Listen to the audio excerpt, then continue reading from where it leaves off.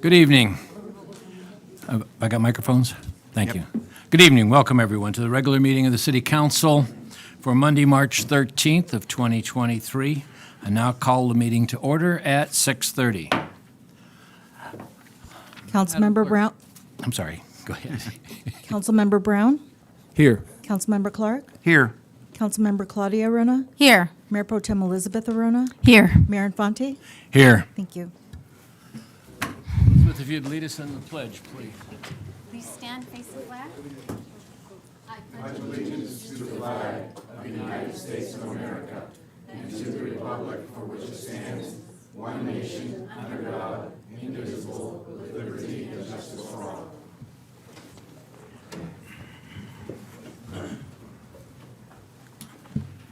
Okay, for this evening, we have no proclamations, commendations, or ceremonial items. We also have no presentations, so we are going to go to public communications. I do want to make a couple comments before we get started, please. One of them is that for those of you that have been looking at the minutes from previous meetings, we have had some complaints that the minutes did not show what was being said all of the time. Because we've had crowded rooms in so many presentations, we are not going to put in there what you say. We get comments like, that's not what I said, or that's not what I meant. We're not going to deal with that any longer. So we will not be putting in any of the words that you express either during general or on the specific agenda items. So I did want to make that clear. Second thing is, as you can see, we have a few people in the room. We have a few people on Zoom. So we are going to limit you to your presentation to 3 minutes. Okay? And if you start going over that, I'm liable to bang my gavel. I get a lot of pleasure out of banging my gavel. Sorry, I shouldn't make fun. We have to limit that to 3 minutes so that we can keep this in a timely manner. Okay, so for the slips I have right now, 6A, all right. We'll start off with, I think that's Tony Trad. Yep. Hello. So my name is Tony Trad. I recently opened Tony's Smoke Shop. I'm located on 448 Alsall Road in Solvang, California. So I'm here to ask for permission basically to open a smoke lounge on my patio. I'm located next to Bengals and Bourbon Boutique, Viking Garden Restaurant, Viking Garden Cellars, and Alsall Cellars. Also Bergholm's Bakery and the Loft Salon. And they already all gave me permission basically if I was to go through with it. If you guys let me do it. They already said yes and they signed and everything. So I think my patio is pretty good location. I'm not in the middle of town. I'm basically at the edge of Solvang. They're all okay with it, and I think I can control where the smoke would go. Also, there's the buses, where they would park right behind me, so I can direct the smoke towards there. Not sure if there's anything else I can mention. I had certain things, but nervous. So, yeah, I don't know. Anything else maybe I can answer? Okay, one more thing about general comments. We will not comment on them. Okay. Okay? If you have an issue that you want to take to the planning department, then you should do that, and they will talk to you about it. Basically, it's not really mentioned in the TRC zone, like a hookah lounge or a smoke lounge or anything like that. But it is allowed on the M industrial zoning, I believe. So if you can just consider that.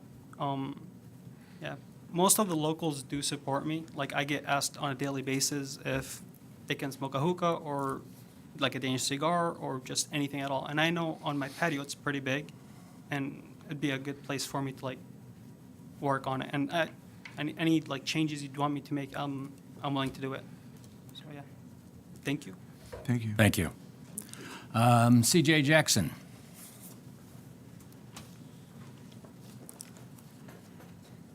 These are not critical to the presentation, but they are informative. Mayor Council, CJ Jackson from the Alisal Ranch. I'm here for two topics. I'm going to keep myself to a minute and a half in each. Number one, over the last years, since 2016, I have come before this body, I have come before staff to talk about the fact that the buildup of refuse along Alamo Pintado Creek, oftentimes left as a secondary place-to-place yard waste because you don't want to pay to send it to the trash. I think it's time to start inspecting it because when tree branches cut, washing machines, tires, etc., take the express train down Alamo Pintado, guess where they end up? They end up at our culvert, and they blocked us during the last storm event, and we had a significant amount of danger. You don't have the money to do the work yourself. You don't have the money to enforce, but you can cite, inspect, and prepare before rain events to know what the potential is that's going to come down that creek like a projectile during storm events. I would ask that you agendize some form of annual or biannual inspection by a staff member or on your behalf to assess before the storm season starts so those projectiles do not hit us at the bottom where we join the San Ynez River.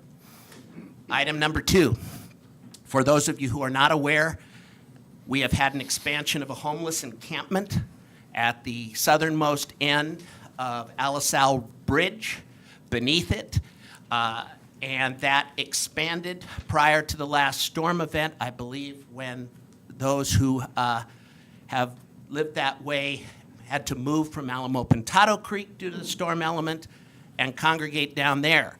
Then came the flood event and the storm event, and many of their belongings went to Surf Beach. I think it's time to start talking about a solution. Santa Barbara County has applied for a grant. My problem with applying for a grant on the county's behalf is they apply, then they put the project down and wait for the answer, and nothing happens in the interim. If they don't get an answer, then they have to pick it up again and re-deal with it. We need a local solution.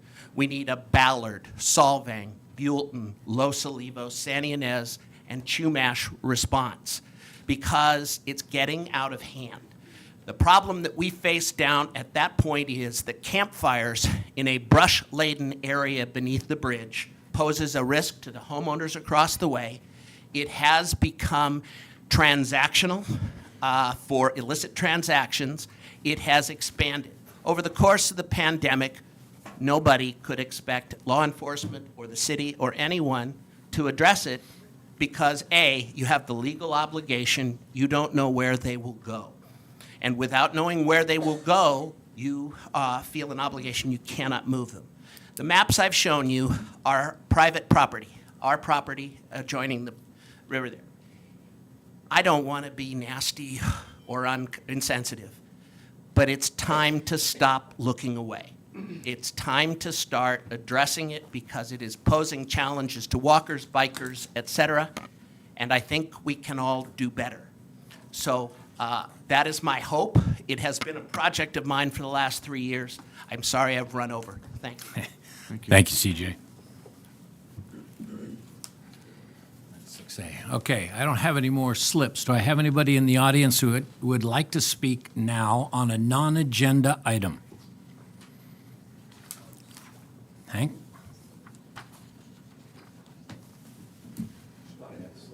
I didn't have a slip. You didn't have a slip for the general items, right? Or general comments? Yeah, it was just public comments. Okay, then we got that messed up. This is Lee's. Are most of those related to agenda items or Oh, public comment? I take it back. I do have it. My apologies. It slipped on the other side of me. worry. Hank, thank you very much for waiting for me. Appreciate it. So first off, let me say, I was out of the country 2 weeks ago when the last firework council meeting happened. And I was looking at social media sites and news sites and was reading comments about the whole issue with the Pride Month. And I just wanted to give my 2 cents that I appreciate what you guys did, how you voted. I think it made a lot of sense. Trying to stay unemotional about it, but I would like to at least clarify to social media and some of the news organizations that didn't acknowledge, number one, Solvang did in fact host a pride parade last year. So that was never acknowledged to anyone on what I saw as social media sites. Solvang did host a pride event at Solvang Park, which is the main park that runs right next to 246, very high profile area. And then someone was mentioning the fact that there was a pride flag burning in Solvang. That never happened. The pride flag burning happened in Los Olivos, which is about 8 miles away from here. And it happened this last summer, and it was just a couple teenage kids that were acting out and very inappropriately, I should say, and I think the sheriff's department handled it. So to, give Solvang a black eye under the guise that we are not friendly to the pride events of June is misrepresented, and I just wanted to clarify that we are doing things with pride, and we have done things, but I think it is a little over the top to celebrate for a whole month. Hanging banners, having the man hours of the city employees doing that, as well as painting crosswalks. So that's all I want to say. I appreciate your guys' vote. I think it was very fair. There was a big open discussion, and it was very heated.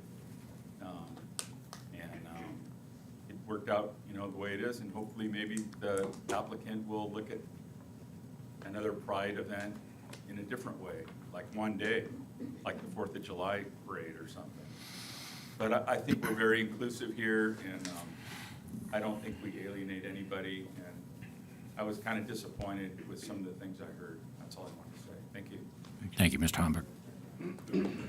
Okay. Anybody else who would like to make a public comment on an item that's not on the agenda? Do we have anybody on Zoom that is interested in making a comment?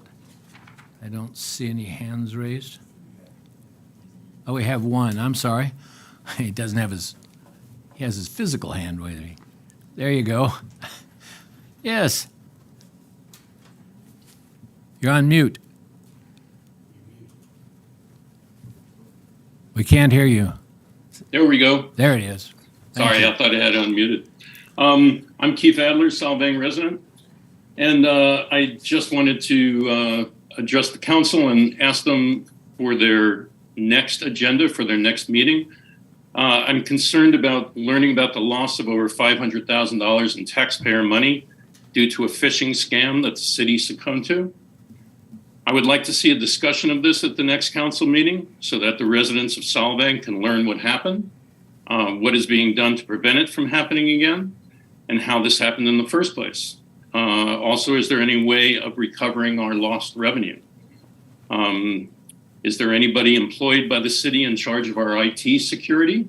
And if not, why not? Also, regarding financial loss, I know that there is some questions about the marketing company that was hired.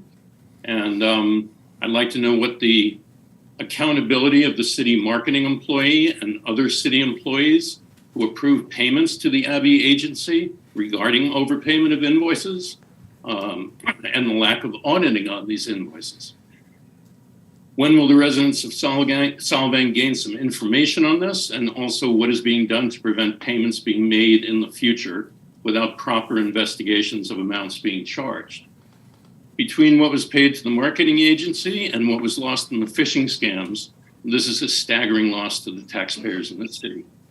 And finally, I do believe the city owes a debt of gratitude to the new TAC member and its current chairwoman, Vashti Wilson, for discovering these problems. Thank you very much. Thank you, Mr. Adler. Do we have anybody else that wants to make a general comment? In that case, we'll bring it back to the council. So before we do that, though, let's have the city manager's report, please. Just want to report that with this next large storm coming, we have resupplied our sandbox with sand and sandbags for the public to use over in the Vets Hall parking lot. So that's available for the public that may need it during this next big, large event. Then just to talk about what's on the next council agenda, March 27th, your transit management plan is proposed to be on there, a review of your investment policy, annual investment review, your SB1 project list for road projects, notice completion for your 2nd Street drainage project, pedicycle license review of potential ordinance changes, and your water rate ad hoc subcommittee report will be on the next agenda. That's my report. And that agenda will be available 72 hours prior to the city council. Thank you. Yeah, didn't have my mic on. What I was saying was that all agendas are made available to the public 72 hours prior to the city council. So everybody gets a chance to look at it before the meeting. In that case, I would like to ask the council members if you have any specific comments that you would like to make at this time. Yes, I think there are a lot of questions being asked about the phishing scam, and I do understand that this is something that is under investigation. We do not want to compromise the outcome of the investigation, giving out information ahead of time. But whenever possible, I think it would be fair to, answer the public's questions, for the sake of transparency. I have a couple comments, and I'll just add on to Claudia's comments. The exposure to the phishing scam was covered in our audit report. It was. And was disclosed, and we had a bit of exchange to make sure that we were avoiding future exposure to these bad actors who are getting very good at this. And so I think we put some procedures and processes in place. And I do also want to cover what Wendy covered, I think it was just a last meeting, is that we did have an insurance reimbursement.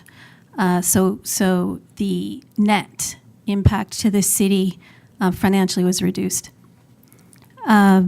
Separate comment, I did want to just ask the public to stay dry and stay safe. It feels like a big event coming. So please pay attention to Brad's comments about the available sandbags.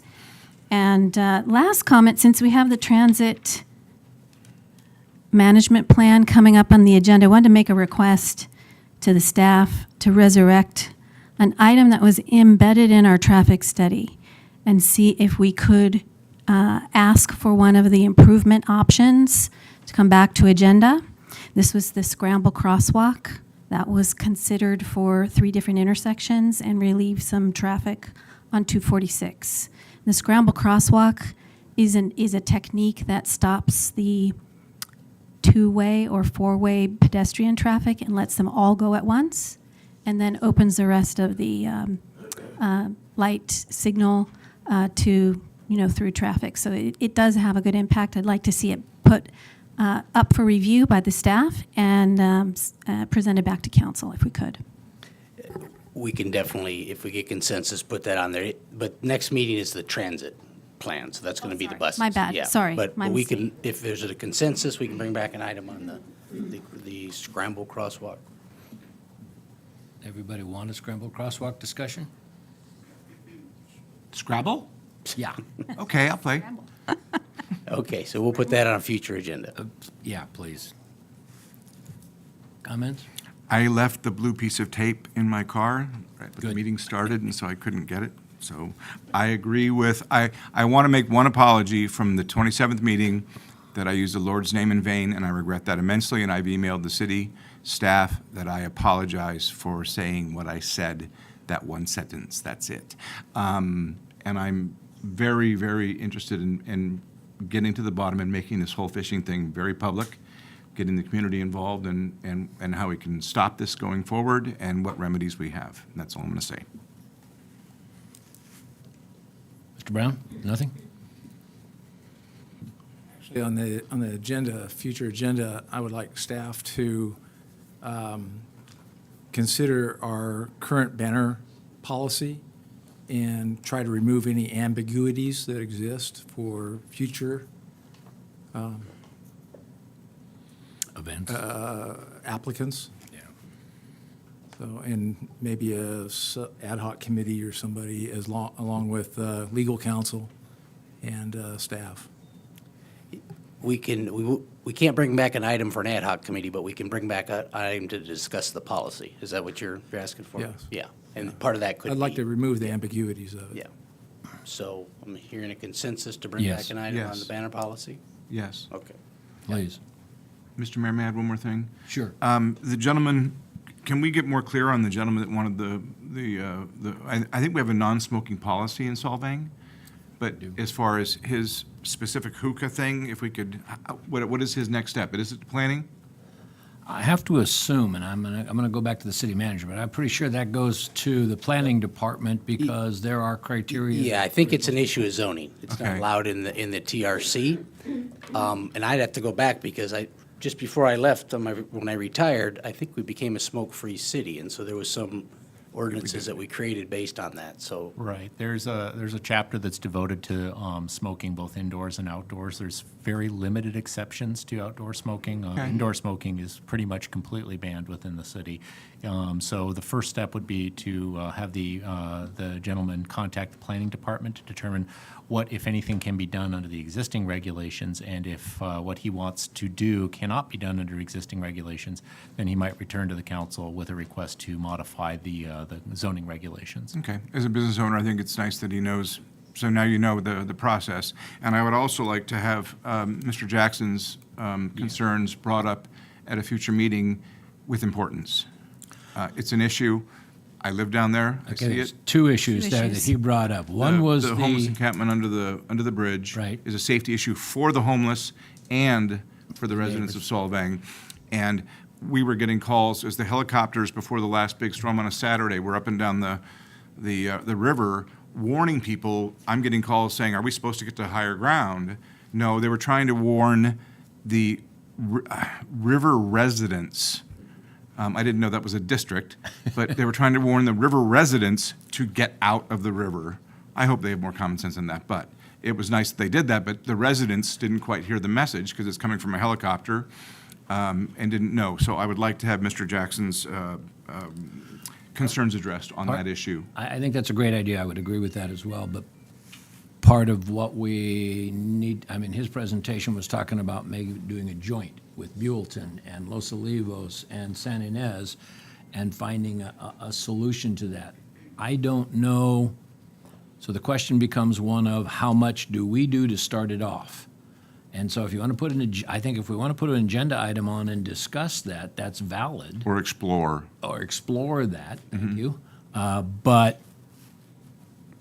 what comes out of that we have to go to the other, our neighboring cities. Would have no teeth until you can, Until we get all of us together and come up with something, and now we're gonna have to go back to SB CAG and see if we can get some money, and so on and so forth. Depends on what the solutions are. understood. Okay. I think SB CAG would be a big player in this. Okay, thanks. That's all. And I believe the county did submit a grant for, and part of that was to help the people of the river. Yes. Well, The homeless situation. So I can bring back what I have information on that also. But that's already the dilemma he's pointing out, is that that'll take far too long. It's Well, much more urgent, especially with these storms, right? Right, but that's also part of the long-term discussion, but Yeah, yeah. we're not gonna be able to get anything done before tonight.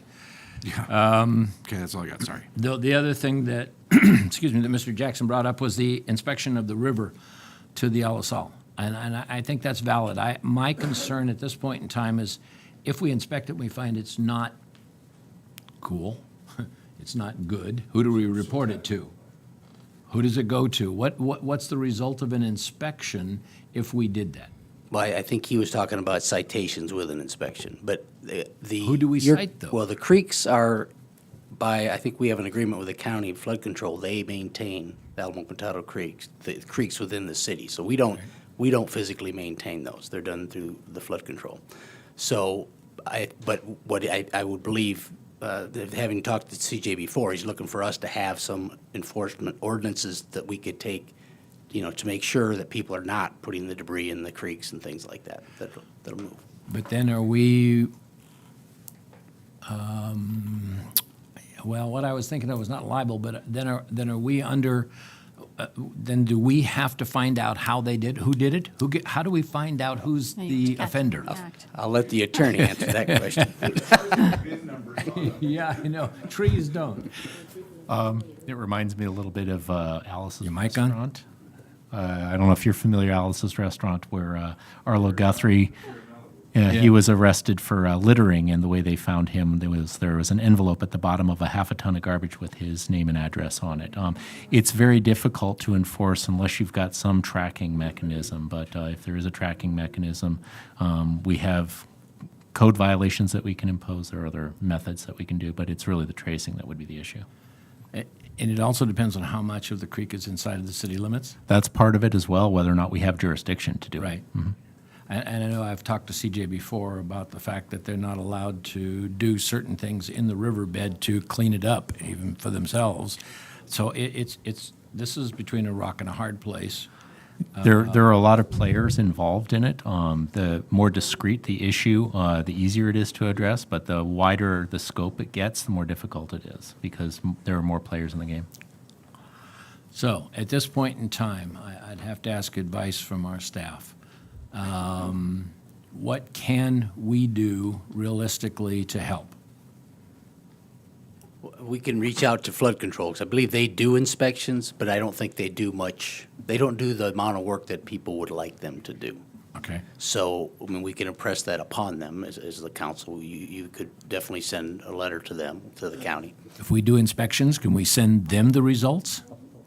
Would that make have an impact? Yeah, I mean, there's no reason we couldn't do that. Yeah. Okay. Yeah. Mr. Mayor, may I ask, do you feel there's any complacency because we were in the 6th, 7th, 8th, 9th year of a drought? That some of this stuff. That's a reasonable Do you feel that there was any assumption. complacency by staff, not staff, complacency by everybody before we were not expecting, like the March miracle of Yeah, 1993? yeah, I would- Nobody expected this. There might have been a little bit of that going on. Yeah, I would agree with that. Okay. I would like to look into that, please. And thank you.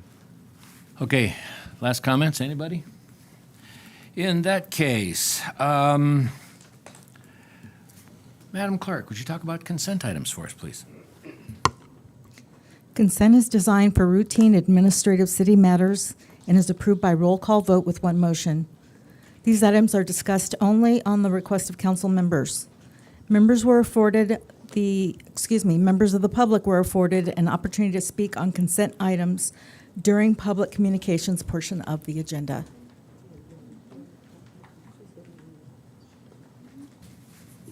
All right, so amongst us, on the council, is there anybody that has a consent item they'd like to pull? I have no questions on consent items? Is there anybody in this public that would like to make a comment on the consent items? Okay. Then can I have a motion? I'll make a motion to approve the consent items as written. Second, please. I'll Well, second the that. consent items have the minutes that have a mistake. Oh, Okay, do we need Yeah. to pull the minutes? We need to pull the minutes. okay. I'll make a motion to approve this consent agenda items minus the minutes per Councilmember Elizabeth Rona's instructions. Thank you. Thanks. And I'll second. Roll call vote, please. Councilmember Brown, Yes. Councilmember Clark, Yes? Councilmember Claudia Arona, Yes. Mayor Pro Tem Elizabeth Arona, Yes. Mayor Infante. Yes. Motion passes 5-0. Okay, Ms. Arona, what would you like to say about the minutes? The minutes on page 8 of the packet. Mike? Can you hear me? Yeah. Okay. Right in the middle of the page, Councilmember Clark appointed Vashti Wilson to the TAC. Pretty sure that was Mayor Infante who made that appointment. No, No, that was that was wrong. It Councilmember. was Councilmember Clark Okay. that appointed Vashti Wilson to the TAC. Okay.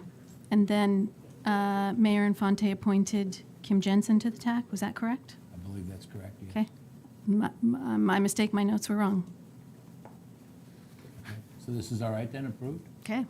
All right, a motion to approve the minutes? I'll make a Second? motion to Oh, approve them. Sorry. Second? Roll call vote, please. Councilmember Brown, Yes. Councilmember Clark, Yes? Councilmember Claudia Arona. Yes. Councilmember Elizabeth Arona, Yes. Mayor Infante. Yes. Motion passes 5-0. Okay, what is our next agenda item, please, Ms. Clark? We move on to public hearings. This is a public hearing to consider approving submittal of the 2022 Housing Element Annual Progress Report to the Governor's Office of Planning and Research and to the State Department of Housing and Community Development. All right. Council comments? No? Do we have any public comments on this issue? Would you like the staff report? We would like the staff. There you report. go. I was like, Great you just idea. made my job so easy tonight. Thank you. Just push it along. So Sorry. California, so California Government Code Section 65400 requires the city to file an annual report by April 1st of every year discussing the status of the general plan, and in particular, asks for a lot of data on the housing element, including what types of projects have been either constructed, entitled, whether building permits have been issued, whether certificates of occupancy have been issued. And the intention of this is for the state to monitor our progress in implementing the housing element. There's also a section in this report that looks at how we are implementing our LEAP, or Local Early Action Planning Grant funding. We filled out this report, which is attached. And a point that I made in the staff report that I think is really important is that the report is looking at the reporting period from January 1st, 2022 through December 31st, 2022. And half of the year counts towards our fifth cycle arena, which was 175 units. And the other half of the year counts towards our sixth cycle arena, which is the process that we're currently in with updating the housing element. So the nice thing is we're getting a certain number of credits to the next cycle. We did take this annual progress report to the Planning Commission. They had identified a couple spelling errors, which I always appreciate. And also, there was a comment about mixed-use developments, which is a program in the housing element. The General Plan Advisory Committee, or GPAC, had made a recommendation that we allow for mixed-use development, so residences as a secondary use in the professional office, tourist-related, and commercial commercial zones. And that was listed in the draft that we provided them. I provided more clarity in the version that we gave to you because currently, I believe it's in the professional office district, you have to get a conditional use permit to allow that. And so in the new housing element, we'd be removing that and it'd be just an outright permitted use as a mixed use development. So we made those changes and they voted to approve recommendation by y'all for submittal to the state. And I'm here to answer any questions. Questions of the staff report? You mentioned the 170 on the RENA numbers. Where does the 215 fit into that? And can you explain that to everybody, that number versus the original number of 170?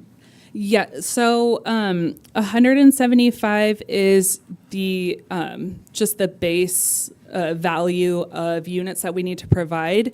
According to state law, we have to provide, I believe it's a 15% or 20% buffer on those numbers to account for net loss of any housing units. So that's where the 215 units come into play. And second question, if I may, can you please explain for everybody that the units have to be built by the RENA deadline, or you have to have the space set aside for the RENA deadline? It's both. So we have to have, so there's units, sorry, I'm trying to think about how to easily explain this. Okay. So in the housing element, what we are showing is the number of units that are either in play, so they've either received entitlement and gone through our discretionary process, or we know that, for example, a single-family dwelling is going to be built there. And we have to be able to show for the units that we're not going to be constructing that we can rezone land to support the construction of units eventually.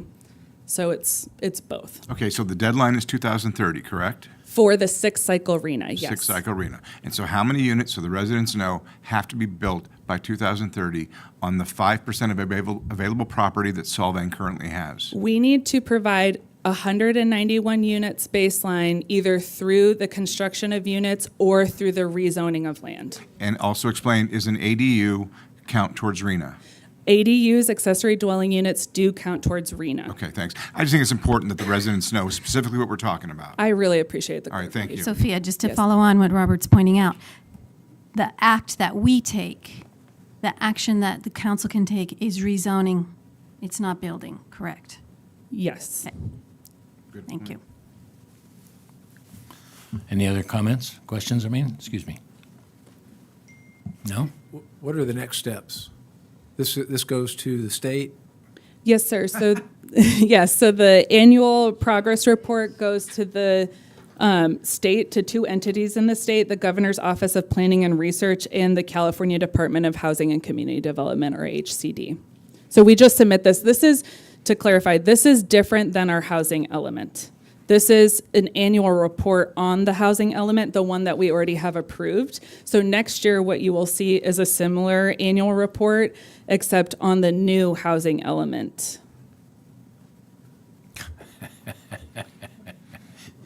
Just when you thought you understood it. The only thing Trying my I'll add to best. that is that this is the Sacramento cookie cutter, one size fits all, All right. every city. Got it.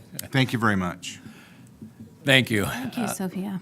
Any other comments or questions, rather? No, I just want to thank staff for their work. I know that we are trying to make it work with very limited amount of resources and land, but yeah, I appreciate what you guys do. Thank you very much. Okay, I have no slips to speak on this. Is there anybody in the public that would like to speak on this particular agenda item? You can't hear?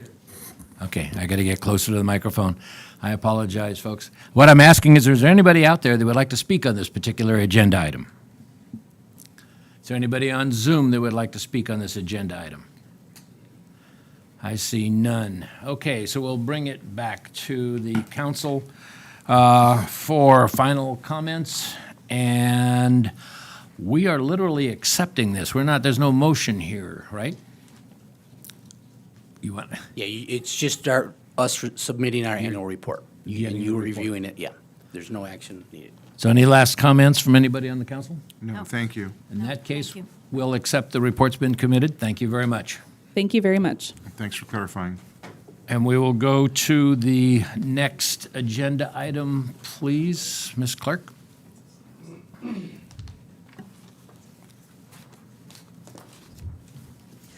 It's 5B. Item 5B, public hearing to consider Horses Entertainment LLC, DBA Solvang Streetcars Electric Trolley License. Mr. Mayor, I will be recusing myself from this item as I have an interest in Horses Entertainment LLC.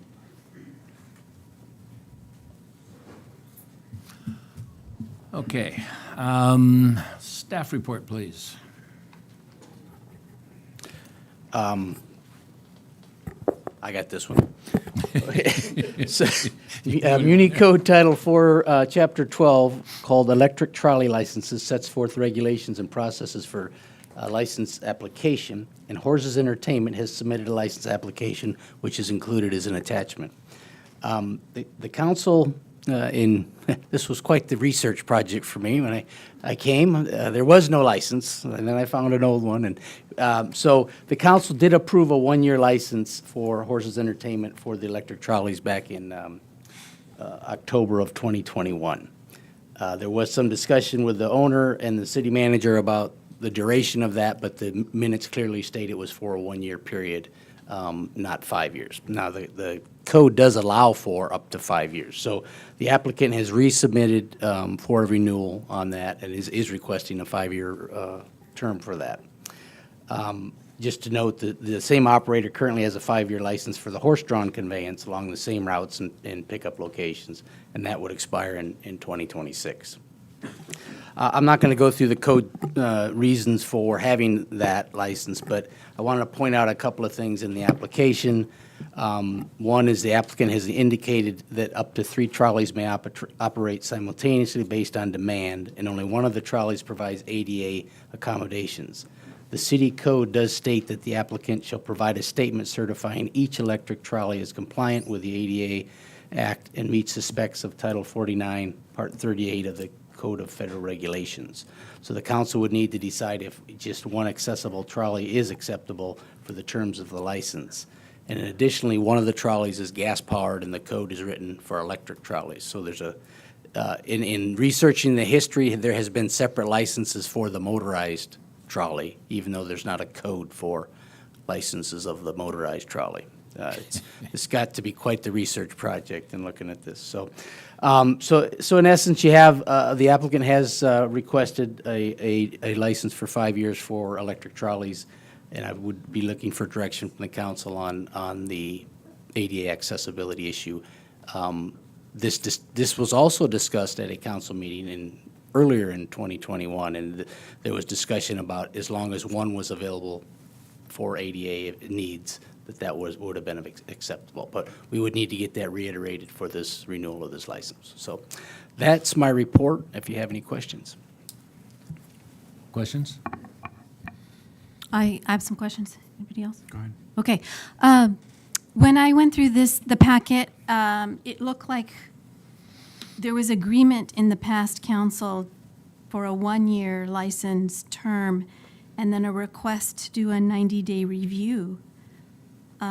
Did we get any, but there was no inclusion of what the results were for the 90-day review. Did we get any feedback from the review? Yeah, I wasn't here for that, but the 90-day was just on the first 90 days of operation to see if there was any operational issues, is the way I read that, how that was going to be done. I didn't see any follow-up in any other council meetings that had any detrimental effect of the review, but I think that was requested by the lieutenant at the time, Lieutenant Green, who was representing the city of Solvang. So, Yeah, I don't believe there, if memory serves me, I don't believe there was a 90-day review, and nothing ever came out yeah, of it there officially was- anyway. right. So, So we they, never heard about they it. operated for a year and without any, from I can tell, any complaints that I've seen. So, Go ahead. That was my next question. Have there been any complaints, cause for review, anything that would trigger? not in my term, and maybe Dave can say while I was in the other part of the year, if there were any that he's aware of. I haven't heard of any issues at all, Okay. so they haven't bubbled up to my desk in that regard. Similar question, have we had any issues or complaints with regard to ADA compliance? I've received none. As far as ADA compliance, I think I said at the time this came up that it's up to the operator to ensure ADA compliance. We do have that requirement in our code, but Title 49, Section 38 of the CFR does have provisions for what they call equivalent facilitation. And in some situations, having it's a fact-specific analysis as to whether or not having one is equivalent facilitation to having them all. But that's ultimately something that the operator would be responsible for ensuring if there is a claim against the operator. But we can, your council can make a determination that because of equivalent facilitation, in other words, there is one available to respond, that would be sufficient under the city's code. Actually, that's great advice, because at face value, the applicant is clearly stating they're not compliant to code. Right. And again, the equivalent facilitation determination, very fact-specific. There are determinations that the feds will make in larger contexts. This is something that's at the local level, though, for you to make a determination on it, because, yes, the applicant has said that not all of them are ADA accessible. Could we require, as a condition of the license grant, that the compliant trolley is available at all times? That could be a condition. You do have that power under the code to impose such conditions as you believe will carry out the purposes of the chapter. Okay, great. My question was, is this an exclusive license, or are there other operators that could bring that in? It is not exclusive. Okay. Do we know, is there any pending litigation by the applicant? Litigation by the applicant No, or against the litigation applicant? against the applicant. I'm not aware of any, but Is that on it the- may not have come up to my desk if a private party is involved in litigation. If certainly the city were involved in litigation, that would come to my desk. No, I understand that, yeah. What was that? Thank you. So it's my understanding, and correct me if I'm wrong, when this came up before us a couple of years ago, we opted to try it out because Horses LLC said, because they had one that was ADA compliant, if anybody called up and said, I need one, they would run that out to take care of that situation. So they all didn't need to be ADA compliant. If there has been no issues with regard to that since then, it's my understanding, if I remember correctly, that one-year license was to prove that there wouldn't be any. If there wasn't any, then we were going to give them the 5-year license. I don't know that I could guarantee that that's the minutes that show that, Yeah, but minutes don't. I wasn't here. You may know better than I, but yeah, it doesn't. I don't see that in the minute detail. Okay. And there was, just to back up a little bit, there was some discussion with respect to the horse-drawn carriages of moving that to 5 years, because there wasn't an ordinance in place at that time that allowed for that extended period. And so what I believe the action was with respect to the horse-drawn conveyances at that time was that once the ordinance went into effect allowing a 5-year license, then the license for the horse-drawn ones would be extended for that period. At that time, the council considered whether or not the electric ones should be considered under the horse-drawn, if I recall correctly. And then we came back with an ordinance that deals specifically with the electric ones. Right. Wow. I have a question. Okay, but, Think we could have sorry, messed this up any Dave, you worse? just you just threw a total curveball there, because the application is for all 5 trolleys, correct? It is not for the horse-drawn. Ah, okay, trying to find that. It's for 3 trolleys for 5 years, I think is what they were requesting. The fleet is 2 golf cart, 1 electric, 10 passenger, 2 12, 1 10, and 1 gas. That's what that's for. Okay, just confirm? Okay. Mr. Clark? And being on the council 2 councils ago, when somebody tried to put it out for an RFP, I'm dancing on enough third rails, and I support the trolleys, and I support the Aronas business. I do get questions about in-lieu parking fees, and the only other questions I get about, with the larger, I don't know if it's gas or electric trolley, on Mission Drive, can is it okay that it goes as slow as it does? I don't know if that's a fact or not, but I do hear some complaints. I support the trolleys. I'm happy with them. And I learned the hard way that the residents love the trolleys and the tourists love the trolleys. So like I say, I'm not going there. I'm happy. They're a part of Solvang. They're a piece of what we are, so I'm happy with them. But can that large trolley go 5 miles an hour on Mission Drive? Is that legal? Dave? you I'm just telling you what people ask me. I know freeways have minimum speeds. I believe, and the sheriff can probably confirm this, that there are probably regulations under the vehicle code for blocking traffic. I don't know that Mission Drive has a minimum speed limit on it, but if it were blocking traffic such that it created an unreasonable traffic hazard, there might be a vehicle code provision on that. I just haven't looked at the And vehicle I have code. seen no pitchforks coming my way over And- that trolley, so. And it would be something that would not be enforced by my office if it's a vehicle code violation. It would Be be enforced by something the state. by the SO. Correct, okay, thank you. I have no further questions or comments. More questions at this point? I just have one more comment, which is, I think, I mean, the trolleys seem to be synonymous with Solvang, and they're great. We should have them. So, to find a way to grant this license, I think there's two things I would suggest and make a motion on, which is we grant the license on the condition that it's 1 year and not 5. We can't to- do a motion yet. We haven't had public comment. Okay, I'm sorry. Great. Well, What I just said to Ms. Arona was we can't have an motion yet because we haven't had public comment. So at this point in time, I'm going to slow everything down just a little. And the applicant is here if you'd like to hear from the I applicant. noticed that, yes. Would anybody like to make a comment on this item that's in the public? Yes, ma'am.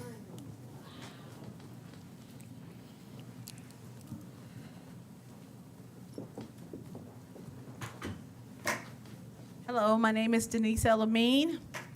I'm just coming to talk about the electric cars, and there are other businesses here that would be would like to be afforded the front row vacancy or the front row streets where they could have their cars or other businesses. I'm sorry, For the electric cars, right? This is electric trolley. Trolley, right. So I'm saying that I'm for the proposal because if you limit it to a year, I don't think that anyone should get a 5-year, 4-year contract in the city of Solvang because things change so much. So if you could just limit it to a year, or that would be great for me. Am I talking about the right thing? Yes. Year, you get it? Got it. All right. Thank Thank you. you. Is there anybody else that would like to make a comment on this item? Is there anybody on Zoom that would like to make a comment on this item? Okay, in that case, sorry, I had to stop you. no worries.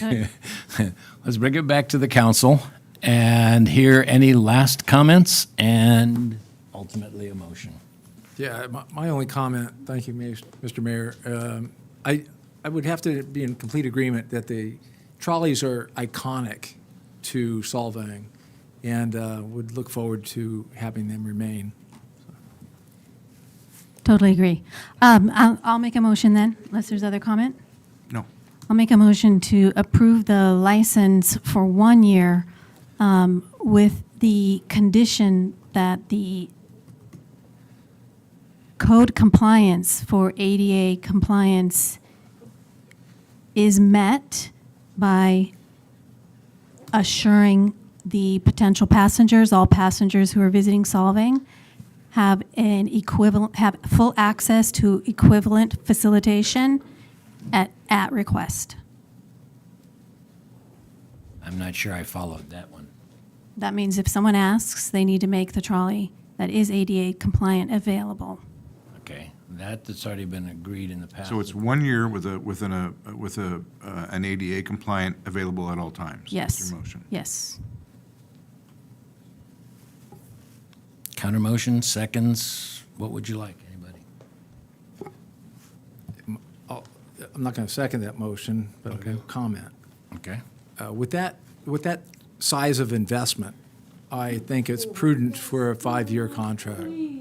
It's a huge amount of investment Not now, for Sal. something along those Comments lines. So I'm not sure it would be prudent for an entrepreneur to look at this for just a 1-year contract. And we're not seeing a second, so we're waiting for another motion then. Well, okay, so I'll amend my motion, which is 1-year grant of a license on the condition that all trolleys are made ADA compliant.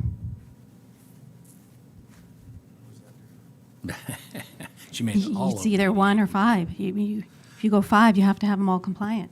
I'll make a counter motion that we approve the 5-year license with one ADA compliant electric trolley that is available to handle all ADA requests. I'll second that. Roll call. Just one quick, there was the the gas versus electric. They do, one of their trolleys is a gas. I'm sorry, not there would be electric. So one I don't know if gas you and wanna and address- 3 electric, I believe it is. Okay. And as long as one of them is ADA compliant and can handle any ADA requests, we'll give them a 5-year license. And I Well, believe that just was- to be clear, that's for $180 for 5 years. Is that correct? Yes, I the don't- way the that right? fee study delegated that is it's 180 for a renewal, and this would be a renewal. For 5, Yeah. Yes. For the term. okay? So that was motion and seconded. Roll call, please. Councilmember Brown, Yes? Councilmember Clark, Yes. Claudia Rona abstained or recused, Mayor Pro Tem Arona, No. Mayor Infante. Yes. Motion passes 3-1. Thank you. Okay, the next, okay, yeah. Oh, there's Bring that. Claudia back in now. The next agenda item, please, Ms. Clerk. Public hearing to consider adopting Resolution Number 23-1208, approving the Measure A 5-year local program of projects for fiscal years 23-24 through 27-28.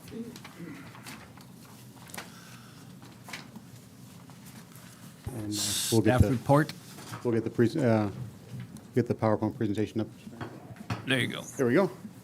Okay, so hope you don't mind, we did a little bit of a throwback and used last year's graphics with the watercolors. So this is the presentation for the Measure A 5-year program of projects. So the process is we need to open the public hearing, hear my presentation, provide staff with additional direction if you desire, and then adopt a resolution approving the 5-year program projects for fiscal years 23-24 through 27-28. So this is, Measure A is a 1/2 of 1 cent sales tax for Santa Barbara County. It was approved by voters in November of 2028, and it requires an annual program of projects. So every year, 2008. I think you said 2028. I'm sorry, 2008, so I, That's what it says. this is actually going to 2028, but yeah, it was approved in 2008.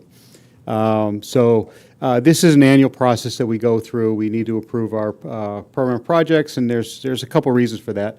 One is public accountability. We bring it to the public, say, hey, we're collecting your tax dollars, and this is what we're spending it on. Also, we need to track, there's a requirement that 50% of our the monies that we receive, we spend on active transportation, alternative transportation type of stuff, like sidewalks or transit, bike lanes, that sort of thing. And then we do need to track and make sure that every year we're doing our maintenance of effort, which is basically ensuring that we are not reducing the amount that we've always spent on roads before the tax measure went in. So we can't take, hey, we just got this new tax measure, we're going to collect it, now we're going to not spend the money we were spending on roads before to spend it on something else. So we need to keep our maintenance of effort up. So that's part of this process as well. So our 5-year plan measure expenditures are spent on roadway maintenance and improvements. We can spend them on drainage improvements as well. And then, again, the alternative transportation, so that's 50% of all monies received from Measure A. And that runs in a 5-year cycle. So if we miss it in 1 year, that's okay. As long as we make it up, and by the end of a 5-year cycle, we hit that 15% mark, then we're good.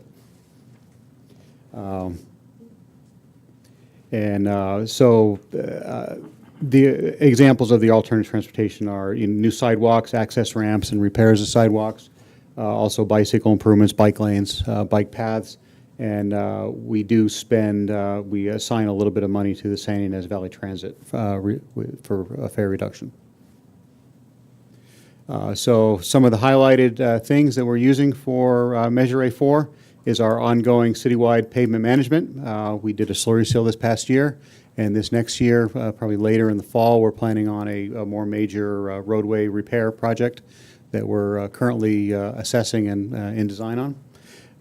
Also, there's ongoing city sidewalk and ADA improvements. There's a downtown location that we're looking at over by Solvang Park. There's an oak tree that's lifted up quite a bit of sidewalk over there, so we're going to do that. And then in the Village Glen neighborhood, we're looking at doing a sidewalk repair project, a pretty extensive sidewalk repair project there. In the future, Caltrans is planning on replacing the Highway 247 bridge widening at the Alma Potato Creek, so they're going to completely replace that bridge. I met with them last week on that, so they're moving forward with that project. And there was previously agreed there's a city share of that. So of the $15 million, we're contributing about $600,000 in Measure A funds towards that project, and that's mainly to assist with some of the what they call complete street stuff, which is a wider bike path over the bridge. And I'm trying to compel them for a bikeway undercrossing, but see where we go there. There might be some design constraints there. But I vigorously encourage them to take a look at it. Just because it's hard doesn't mean we don't want to look at it. So revenue estimates for the next 5 years are listed here. It's about $450,000, somewhere between $450,000 and $500,000 over the next 5 years is what we're going to receive. You may notice that it dips a little bit in the middle there, and that's the reason for that is there's been an agreement with all of the different cities in the county to take a loan out for some of the other major projects that SBCAG has proposed. And that's part of that that's when that loan starts to hit. So there's a bit of a reduction in the amount that everybody's going to receive, and then it starts to ramp back up right after. So with that, I'm available to answer any questions and take any comments. When you mentioned loans with SBCAG, with the way the market is right now, with what the uncertainty is, we don't know what interest rates are when we're talking about these loans, do we? No, we do not, but I think that this loan process has been in the works for, probably about 3 years now, so they might have already sealed it. I'm not certain on that. I would really like to know that, because with the rates going the way they're going, to see where that would be compared to, do we wait another year and see if things settle down? With the SCBB Bank, with the Silicon Valley Bank going down on Friday, with Signature going down today, with the Dow taking the hit that it took today, with interest rates going up 5 times, and we don't know where the Fed is going with this, it's going to cost cities a lot more money to do capital improvements currently. Yep. Where it would have been great to have a crystal ball 3 years ago and say, let's get this done now at 0.8%, but we don't know that now. Yeah, I could certainly look in and find out if they've actually, what financial structure that loan is taking, because honestly, I'm not certain. All I know is that it's been in discussions for the last 3 or 4 years, and then I was not involved with SBCAG when and in the community when they made that final decision. Now I'm coming back and they're saying, yeah, it's all set. So I'll look into that. And I think the residents would like to know, so I would really appreciate it. I appreciate the work that you do. Yep, not a problem. Any other questions? Roger, could you give us a little more on the alternative transportation opportunities as to? Sure. What would you like to know? Well, what I'm looking for is what I don't know is what I don't know, and that's what about like scooter or bike rental type of operations. Have you ever considered any of those things? Or? As far as I think scooters have been before the council before in past years. I'm not certain if that was E-bikes. the e-bikes. To blow up. Yeah, the bike co-ops, bike sharing, that sort of thing. Right. We are, certainly we could consider that as part of a ride share. I'm sure that there are a couple of bike rental places in town that might have something to say about that. No, I just meant, does this Measure A funds include those types of alternatives? I believe they do. I'd have to take a look at that. But I know a lot of it is brick and mortar type stuff, creating more trails throughout town. We are currently working on an active transportation program that we're looking to bring forth to council in a couple of months when we've digested it a little bit more, which will propose a few other projects throughout town that we might look at pursuing. Basically making connections for bikes that are that wouldn't require bikes to ride on the road. So for the less experienced rider or someone who wants to ride with their family, they could feel a little more comfortable riding from point to point within Solvang, is what we're trying to look at. But as far as the scooters and, the actual vehicle type, I mean, that's, if the city wanted to sponsor something like that, I'm sure we could take a look at that. And do the funds also include any allocation for parking? I don't believe so. It's more alternative transportation type stuff. A park and ride maybe for commuters type of thing, but park to come and visit Solvang and spend your tax dollars is probably not something that would fly for the definition of park and ride. Okay, thank you. No other questions? No. In that case, thank you. Let's take it out to the audience. I do not have any slips for this item. Anything else to say? Do we have anybody that would like to speak on this particular agenda item? No? Do we have anybody on Zoom that would like to speak on this agenda item? Okay, moving right along. Let's bring it back to the council. At this point, your recommendation is to adopt, no, sorry, wrong one, is to do what, Roger? We're going to just, So adopt the resolution approving the attachment to the resolution, which is the 5-year program of projects. got too far ahead, my apologies. Thank you. Last comments or a motion to adopt this resolution? I'll make a motion to adopt. I'll second it. Do you have a comment? I did, because I really want to know what the cost difference would be. Is that tied into this? Or we're just saying whatever it was approved 3 years ago is what we're voting on right now? What we've received is a projection from SBCAG that is the projected next 5 years based on what's been discussed and approved by SBCAG for the allocation of Measure A monies. Okay. So we've received that, we've received our projection, and now what we've done is we put together a spreadsheet for them to say this is, if we're going to receive these monies,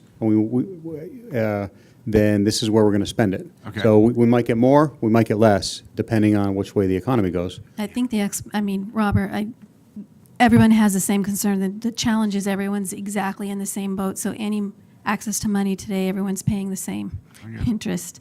But, So yeah, your unless action. we locked in, Yeah, right? your Unless action we got is lucky just and go- approving your 5-year plan of Thank you. project. That's right. That's what I'm trying to That's find what out. you're, Thank you. that's what you're approving right now. Got it. Okay, so I'll make a motion to approve the adoption of resolution number 23-1208, approving the that. Measure A. and seconded?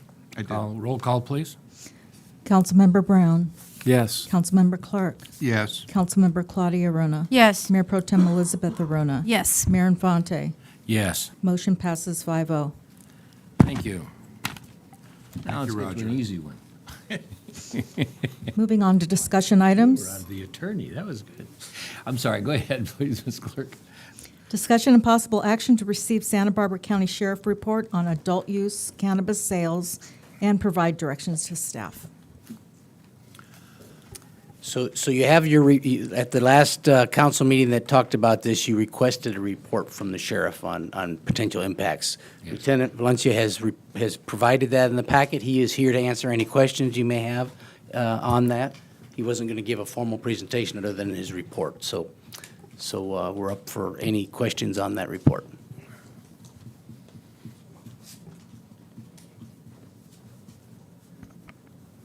Good evening, Mayor, Council, citizens.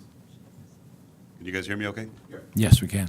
Okay, I was asked to author a report based on the council's request on the possible impacts of introducing a marijuana dispensary to the city of Solvang and possible costs. I authored an extensive report that is online, if I understand correctly, Mr. Vidro. So I don't want to read all 5 pages for the sake of time, but I am here to answer questions. But the information that I authored is reliable information based on fact. I worked with other cities in order to gain this information, and you have to understand that I don't have a baseline to compare Solvang to because we haven't had a dispensary, so I don't have statistics of the before and after. So I had to use other cities and comparable numbers. So what I did break it down to was an increase in crime. I broke it down into a legal diversion of recreational marijuana, the money, and the things we discussed earlier. And I know some of the people were not present at the last meeting that I discussed this, and I'll answer any questions as necessary. I discussed the negative impact on neighboring land and retail use. That's very specific in the report. I'd like you guys to review that when you can, and I can answer any questions is what I'd rather do at this point. But what I have brought tonight, well, let me cover 2 things. In speaking with our sheriff, Bill Brown, he wanted me to bring up the fact that medicinal and recreational marijuana during our expectation this last fiscal year, based on the numbers they provided in their promises to fulfill, was estimated at $16 million. In the 1 year, they produced 6. So we discussed how the money had been diverted and not. We're only gaining what is reported. So that was one issue. And the second issue, I'd like to address the fact that we're a municipality. So being a municipality means we, as a city of Solvang, are responsible for the costs of compliance.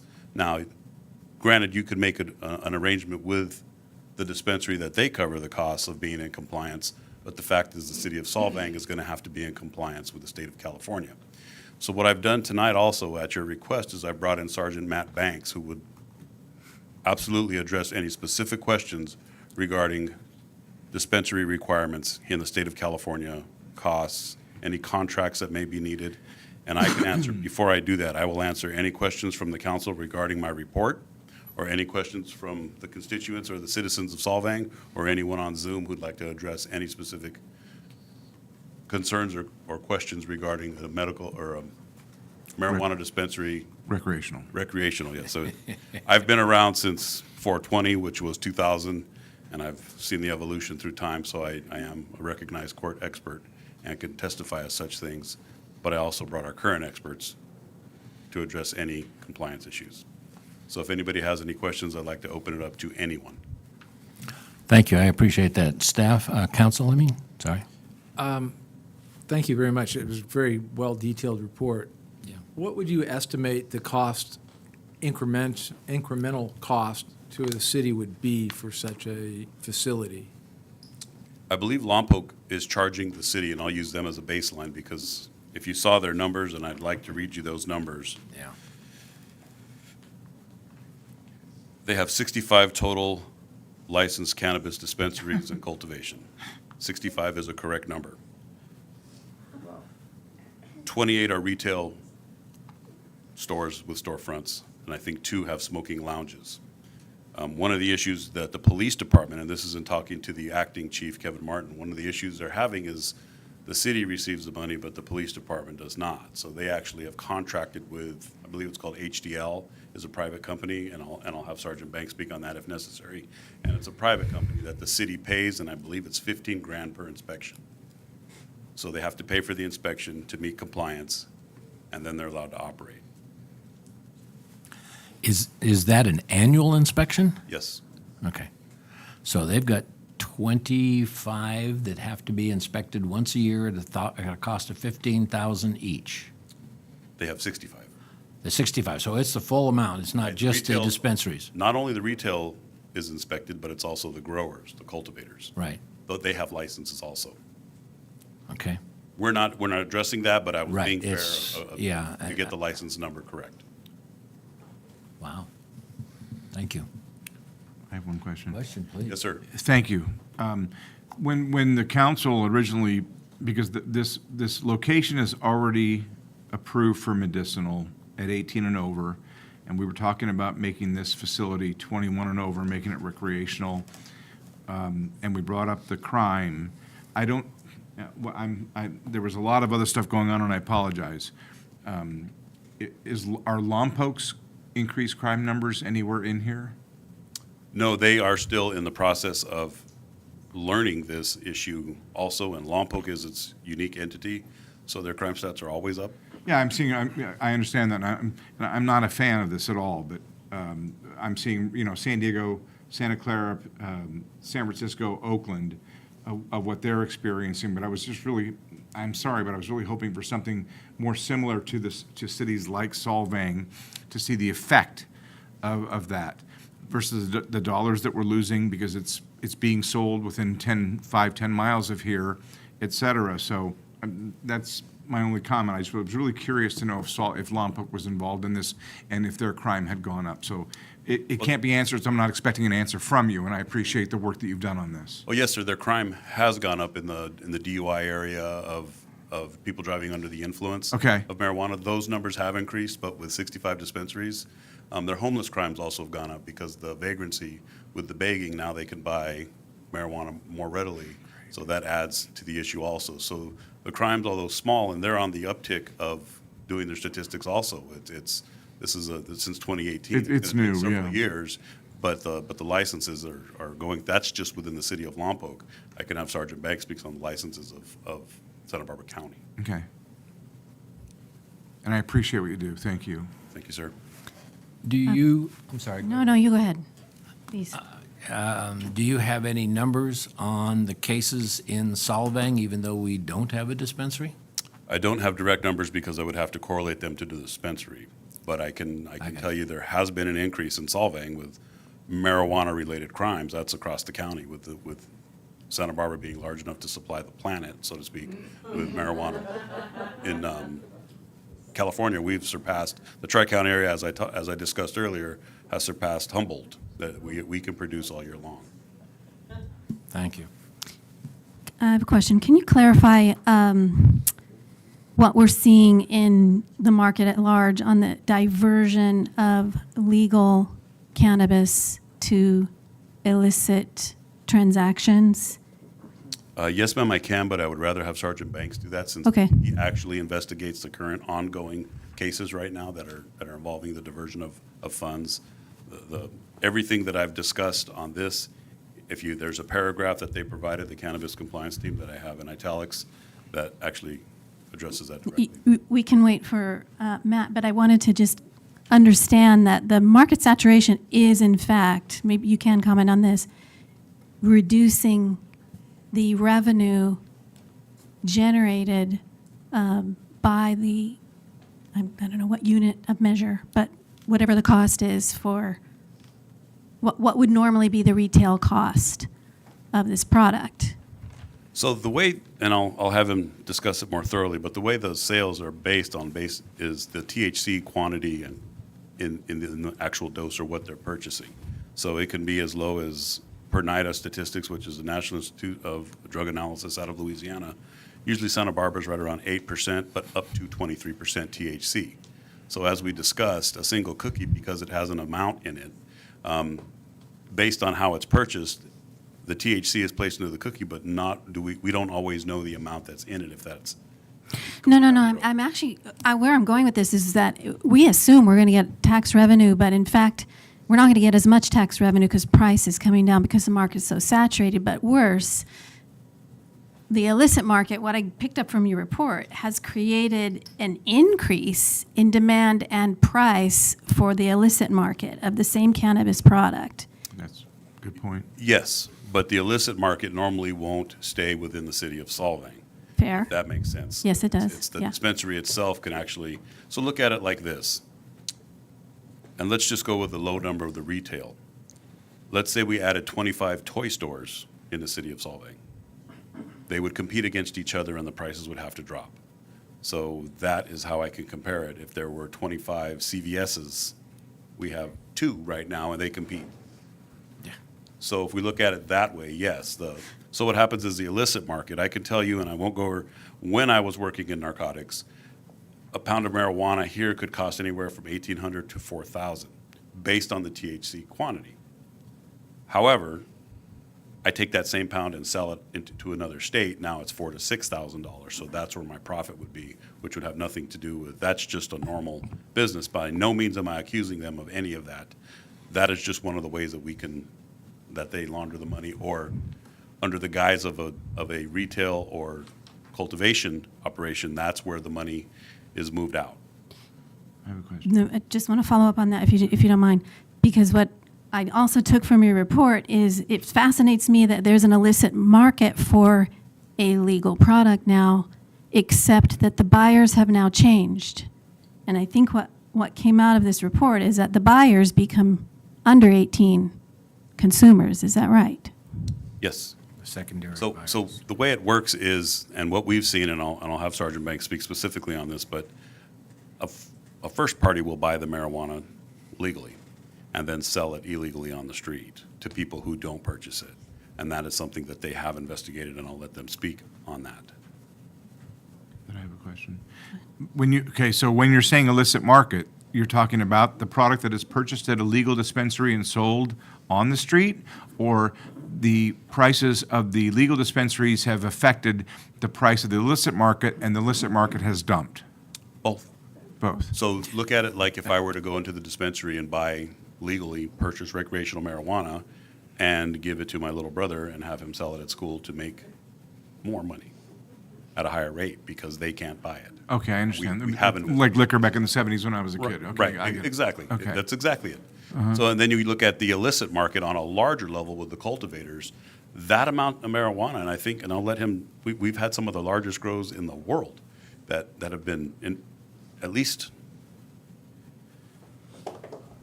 involved with the illicit market. So, I'm a pilot. I've flown over these Right. these properties. It's pretty and expansive. so when you see that, then there's that much in Santa Barbara County, where's the buyer? And those are questions I'll let the compliance team sergeant address. Understood. Understood. My biggest concern with this is that being a parent of a recent college graduate and a college graduate, I have been petrified since 2016 that my kids would go to a party and take an illegal drug from somebody, hey, here, try this. And with the whole fentanyl thing at the border, it scares the hell out of me. And that's really one of my only considerations of even having this legally here, is at least you know what it is, as opposed to a kid being at a party. Because we've had, 2 fatalities here in Solvang with fentanyl? I would have to go over the number. I know there's at least one, because I know him. Tell you this week, we've had 6 in the county in 7 days. Six deaths from fentanyl, because they're taking drugs. And what's so funny is that people are putting fentanyl in drugs to get people hooked more, and we can't stop the flow of the fentanyl. And that's when I've been talking about this. Talking marijuana, let's get back to the subject. No, I understand that, but people are putting fentanyl in illegal marijuana and other illegal drugs to get the people more addicted to it. And that's one of my dilemmas.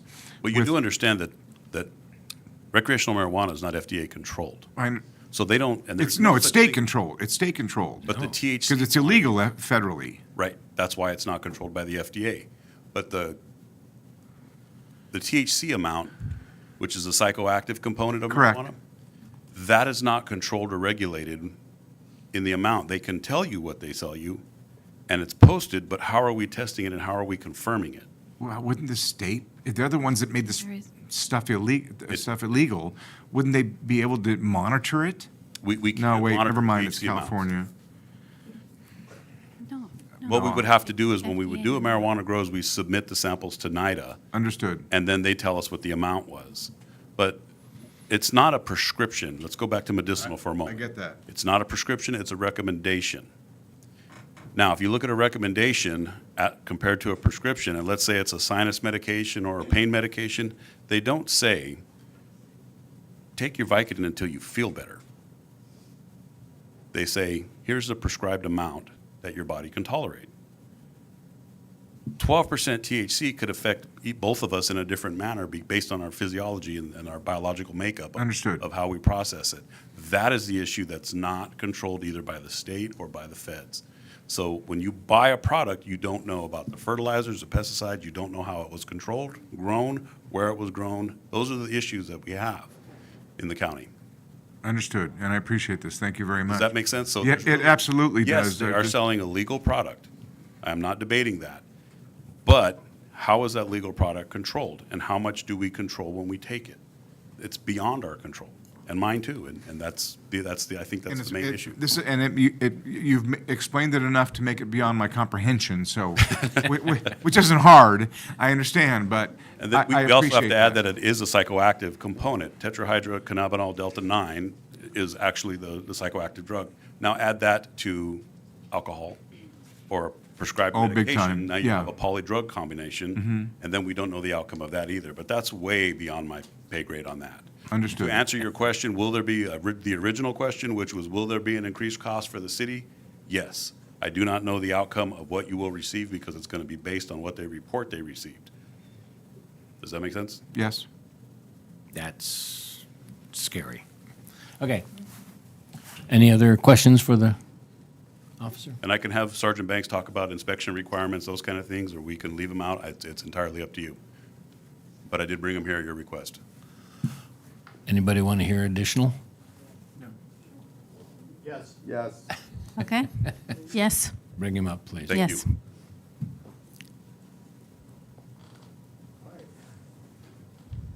This is Sergeant Banks with our Sheriff's Department Cannabis Compliance Team. Sergeant, thank you for being here. Of course. Go. Is there specific questions, or I can kind of touch on what was in the report, if that's what you're looking for?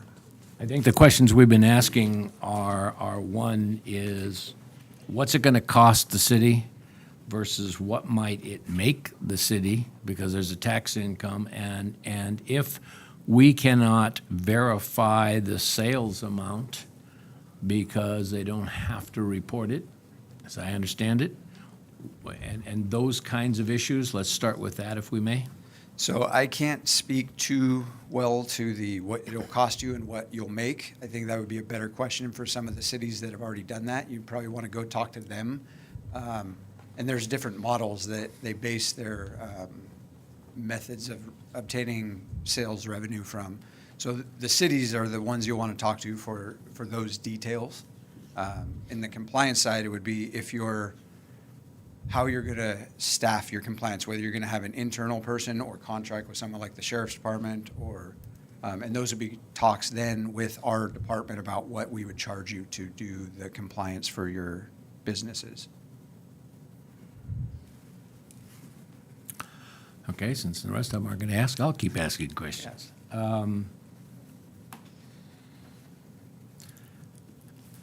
Do you ever look into the business operations of these retail outlets? Oh, good question. So the compliance aspect is conducted by different entities within the county. We are made up of a large team from everywhere from the Sheriff's Department to Planning and Development to the tax revenue people. So we do look into them, but our role is very specific when we are looking into compliance. When we're going to businesses, we're looking at things that they're required to do that fall under our purview, like security. Is there security infrastructure in place? Are they properly vetting their employees? Are they abiding by the rules of who they let in for like a retail dispensary?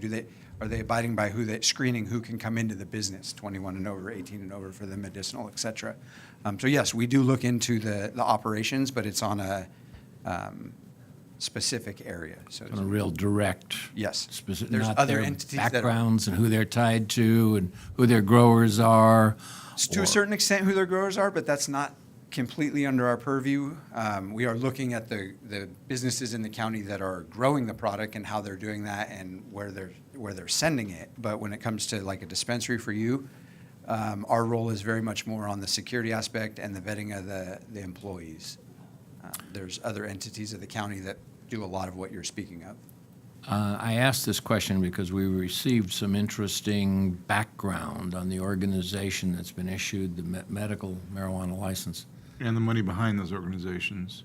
Right. And so who would look into the ties to other businesses and how legitimate they are? I'm struggling here because I don't really know even what to ask. Lack of disclosure. Well, There was if I a- could add, I mean, there was one article that somebody in SLO went to jail that was behind some of these operations for bribing, and Dave, if you were city attorney, if you remember this story about somebody going to jail in SLO for being the money behind and bribing an official in San Luis Obispo County, because I know you do work up there as well. Can you share that with us? Yeah, I believe the man's name was Helios Dayspring, and he was part of Natural Healing Center. I don't want to make that for sure because I don't want to say it and have it be wrong, but I believe that's the case because the operation that he was going to open is on Broad Street in San Luis Obispo. It never opened because he ended up going and serving some time. But I'm not sure exactly what the charges were that he was ultimately sent to prison for. I know that that was one of the allegations, though. Or what his relationship is to MOM that's making this application now? Well, you received a letter from Mr. Cardona, who is counsel for MOM, and Mr. Cardona provided some background information regarding the current status of Mr. Dayspring with respect to MOM in the past. He provided the documentation on it as well. So I'd leave it to you as a counsel to make a determination of whether or not that has any relevance to your consideration on this issue. Thank you. Thank you. So I think I can kind of answer that question to some extent. When we are starting in working with legal businesses, licensed businesses, we are looking at compliance. Are they following the rules that the state have outlined for things like I've said about security and employees? If that turns to a criminal investigation, it gets passed to a different entity in our department, and then they would look into things like you're talking about, the ties of where all these influences might come into why the product is being diverted to the illegal or illicit market. That's where we might look at it, but the compliance side wouldn't necessarily look at that. So you need a reason to look into it, basically, and not necessarily because it's just a new, A complaint, or maybe that we're seeing stuff in our compliance checks that makes us believe that there's other things going on that fall into the illegal side of the business. Thank you very much. Sergeant, as it relates to the financial aspects of it, is there a difference between medical and recreational as opposed to, I'm not sure if one entity has a different, I'm trying to, are either one allowed the banking opportunities? Are we receiving cash as taxes? Are we receiving checks? What is the, what is the? So again, that doesn't typical? fall directly under us, but I do believe that is a very large cash business all across the board. I think banking is coming online more for the legal side. I don't know exactly where it's at, but I do know that this industry is very large on the cash side. So they could come in and actually pay their tax to us via cash? In a paper bag. I'm getting there. That would probably be a good question for our county tax.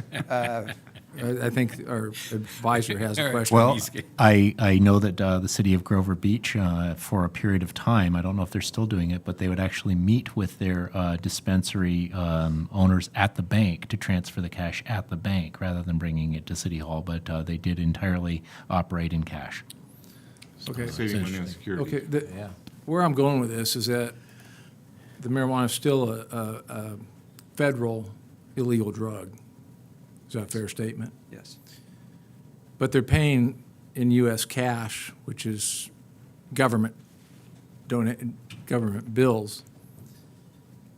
I think it's probably improper for us to take that cash, because does that not put the rest of our accounts into jeopardy by seizure of the U.S. government? Because they're Federal Reserve notes? Correct.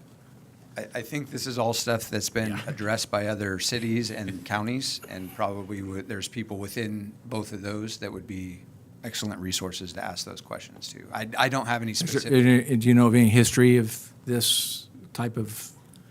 I know that's been addressed by different entities. I just don't know how they worked out the details. I know there's counties and cities accepting money from the legal businesses. I just don't know the ins and outs of how they're doing that. There are entities within our own county and other cities nearby that could probably answer those questions better than I can. Okay, thank you. Sorry. I have some background in the financial business, and Yeah. that defines laundering right there, so. You want to? Well, I was Sorry, just Attorney. going to mention that there was, and I haven't spent any time determining what the current status of it is, but there was something called the Cole Memo that was put out by the Department of Justice some years ago that indicated that they were going to, the Department of Justice was going to take a look at enforcement based on state enforcement. So if it was legal in a state, they were going to go with what the state was doing in that situation. I have not heard of any situations where the federal government has come in and prosecuted either public entities or anyone else since the Cole Memo as a result of that. I would say that if that were going to happen, it would have happened already, and it would have probably happened multiple times if the Department of Justice was interested in doing that. I don't know that they've allocated any enforcement dollars towards that, though. Thank you. Officer Banks, how busy are you guys? Very. Do you have enough people? No. Okay, I'm going to ask a favor of you, if I may. We have several people that would like to comment on this, and I don't know how many of them will be questions that you might want to answer. We typically do not address answers from the council to public comment. This is just for them to say what they think, and then we get to hear it before we make our final motions. But I believe it was suggested you might be willing to answer questions from the public. So if I can get you gentlemen, is that okay? Do you want to do that, Mr. Valencia? At the end? That is your request, and we will honor that. Yeah. Okay, so I'm going to ask, I've got several people that would like to speak on this, so if you guys can hang. Before we do, if we Yes. can have the questions answered first, the people with actual questions on the pink slips answered first. Nobody tells me if they have a question. They Oh. just they have a name, they say want to talk. And I'll back up a little bit for the city attorney. I can provide you what the actual inspection is. I do have that in form. And the municipal code for for Lompoc is going to be 936, and they have all their municipal requirements to operate a retail and a cultivation marijuana site. And I have that Excellent. at the office. I can provide that to Brad, or I can provide it to the city attorney. Thank you very much. All right, let's go through a couple of these, and again, I will remind you that we're going to hold you to 3 minutes, please. So, Tyson Gonzalez?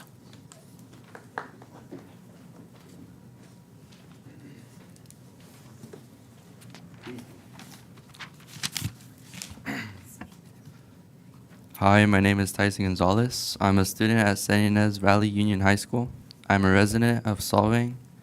I am here to comment on opening up MOM as a recreational cannabis shop, as we understand that this will bring loads of money to the community. However, consider how you will be putting the youth in major risk. Once the shop is open, I personally don't think that there should be a shop in Solvang, because there is already one in San Ynez, so if adults need to buy it, it is only about 2.5 miles away from Solvang. Also, Solvang is a tourist town. Back in 2018, Solvang City Council banned any kind of outdoor smoking, including vaping and marijuana. With this MOM shop, it will make Solvang seem like smoking is allowed again. As a student, I see many of my peers already trying and being intrigued by many substances. Adding MOM isn't going to help. I also don't want my younger siblings growing up and thinking it's the only way to be cool or fit in by taking drugs. It is already hard to help kids understand that doing drugs is bad for them, so I hope that you can understand many of the consequences that this might cause in the long run and not just think about the money that it will bring. Thank you very much. Hold your This applause. is not a public party. This is for comments only, please. So hold your applause. Thank you very much. Amy Rodriguez?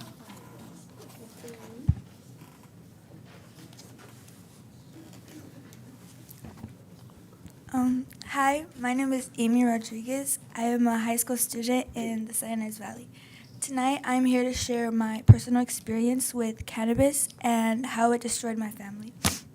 Adults too can have an addiction to cannabis. My dad's abusive relationship with cannabis has had many negative impacts on my family. His addiction led to job loss, health problems, and caused me to witness domestic violence at an incredibly young age. Not only did I lose my family dynamic, but now I am losing friends and peers. Growing up with cannabis, always being around, has always been something I am scared my little brother might have on his hands one day. Giving MOM a recreational storefront will increase that chance. If it was in my home growing up, imagine how many other homes and kids it gives access to. My family suffered from cannabis in all levels. Imagine a community that creates this more accessible in order to make money. Think about not just my home, but those of others in this building. Let's not increase temptations to try cannabis. Thank you very much, Ms. Rodriguez. Sandy Guerrero?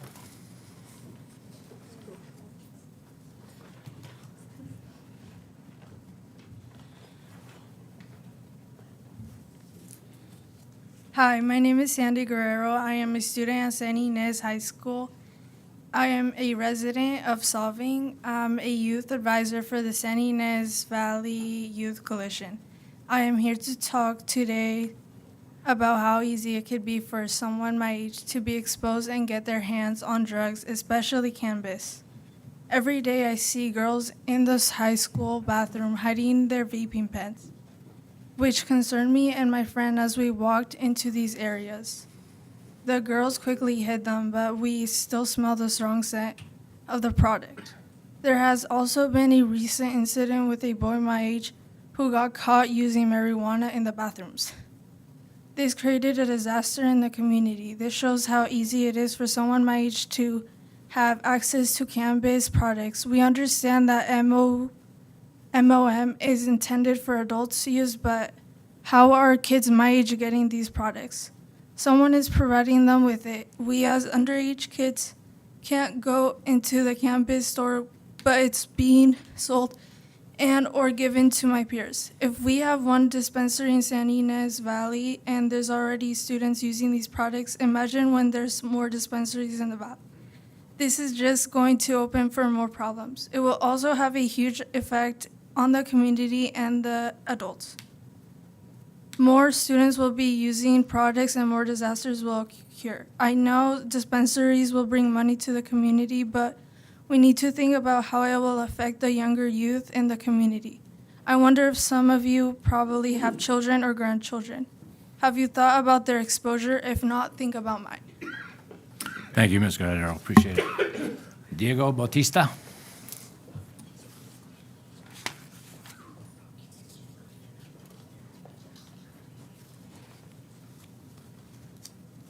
My name is Diego Bautista. I'm a resident of Solvang. I attend San Ynez Valley Union High School.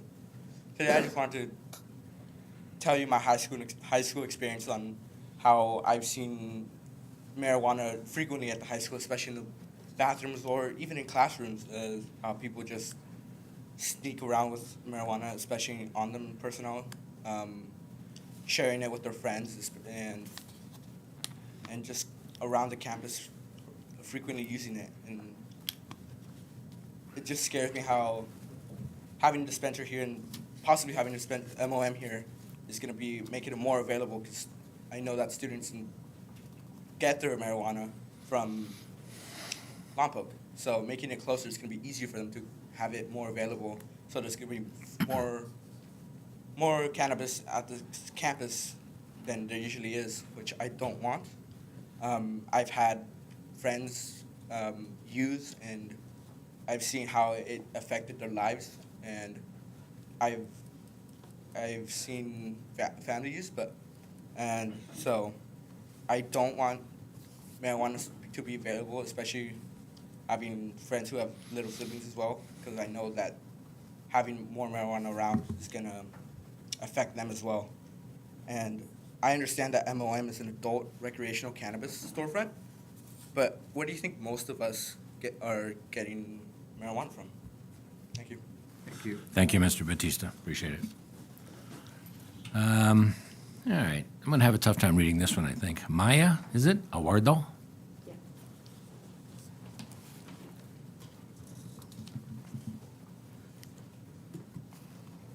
Hello, my name is Maya Alvarado. I'm 17 years old and I attend San Ynez High School. I'm a part of the Youth Coalition for People Helping People, and we're pushing towards to not have this MOM, the dispensary. I'll be discussing a bit further about the increase in accessibility and how effortless it will be for the people in my grade at my school to obtain marijuana with medical cards. When someone turns 15, usually they'll go get their permit to get their license. When someone turns 18, usually they'll get a lottery ticket. When someone turns 21, they'll go to the casino, go to a bar, have fun. Now turning 18 is the age where people will go and get their medical cards rather than a lottery ticket. It's scary for me because at my school I have many 18-year-olds that are in my grade. I know personally that have applied and got their medical card and that can supply to younger kids. And it's scary because I have siblings that go there. I know people that can supply to them if they want to do that. Teenagers just need a friend that's a senior and that's 18 with a medical card that can provide for them. There's already so many cases that go on with substance abuse within children and youth. And I also think that the slogan for MOM is Mom Knows Best, which I don't think that's okay. I think that kids will see it and they'll get intrigued and be like, hey, what's that? I want to know what that is. I can read that word. Ask their mom, what's that? Their moms are telling them Mom Knows Best. They're going to be intrigued. And I have siblings, so I know. I've used marijuana before, and I was suspended because of an incident at school. This was my freshman year before marijuana was legalized. So I know how easy it is to get your hands on products like that. With it being not legalized, it was really easy for me to get it from a senior that was 18. And I know how hurtful it can be to someone. With 65 dispensaries already in Lompoc, I don't think we need another one here, when there's already one in San Ynez. And yeah, that's all I have. Thank you. Thank you very much, Ms. Alvarado. Ruby Carneal? I'm not sure. Carrillo. Thank you. I thought my writing was bad. Good evening. My name is Ruby Carrillo. I'm a Solvang resident and a high school alumni. Growing up in Solvang and going to school at the high school, I saw many of my peers engage in many substances, but primarily in cannabis. I now work at the high school where I continue to see an increase in the accessibility. I personally don't think that adding a recreational cannabis storefront is in any way a good idea. Understanding that this is for adults, only we have not considered the safety of this action. The city of Solvang and/or anyone can be assured that this product will only be limited to adult use, and this has serious repercussion for the youth. Adding to that, Solvang would increase the chances of overdose and/or accidents if youth or adults are driving behind the wheel while high. In some places, the laws about marijuana use are changing, but one thing has not changed. Driving while high is not safe. Marijuana use increases the risk of getting into a car crash, just like driving under the influence has caused many deaths and tragedies amongst our community. Consider the increase in DUI calls because of how marijuana affects adults and the skills they need to drive safely, not to mention reaction time and coordination and judgment. You consider a recreational storefront for tax revenue to the city for adults, but haven't considered that many adults are these kids dealers causing and increase in their accessibility. Recreational sales increase volume of product, which in turns create more availability. Consider all the safety precautions, not just for money. Thank you very much, Ms. Carrillo. Jose, is that Mota?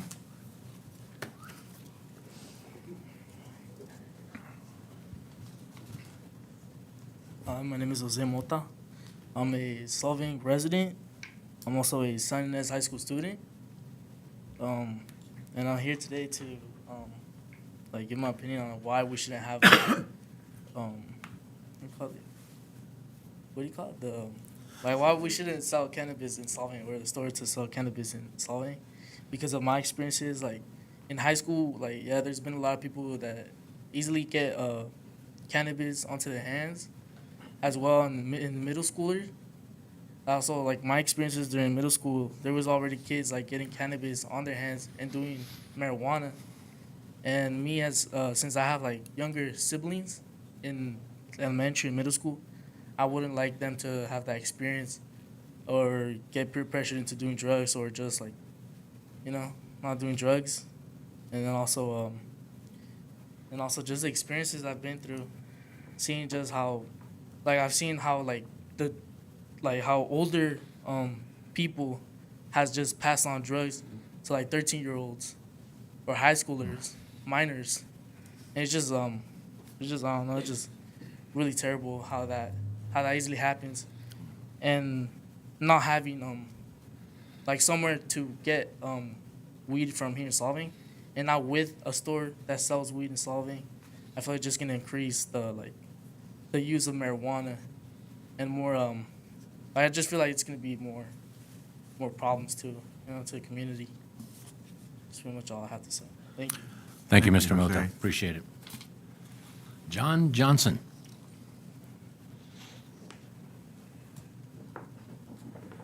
Good job, kids.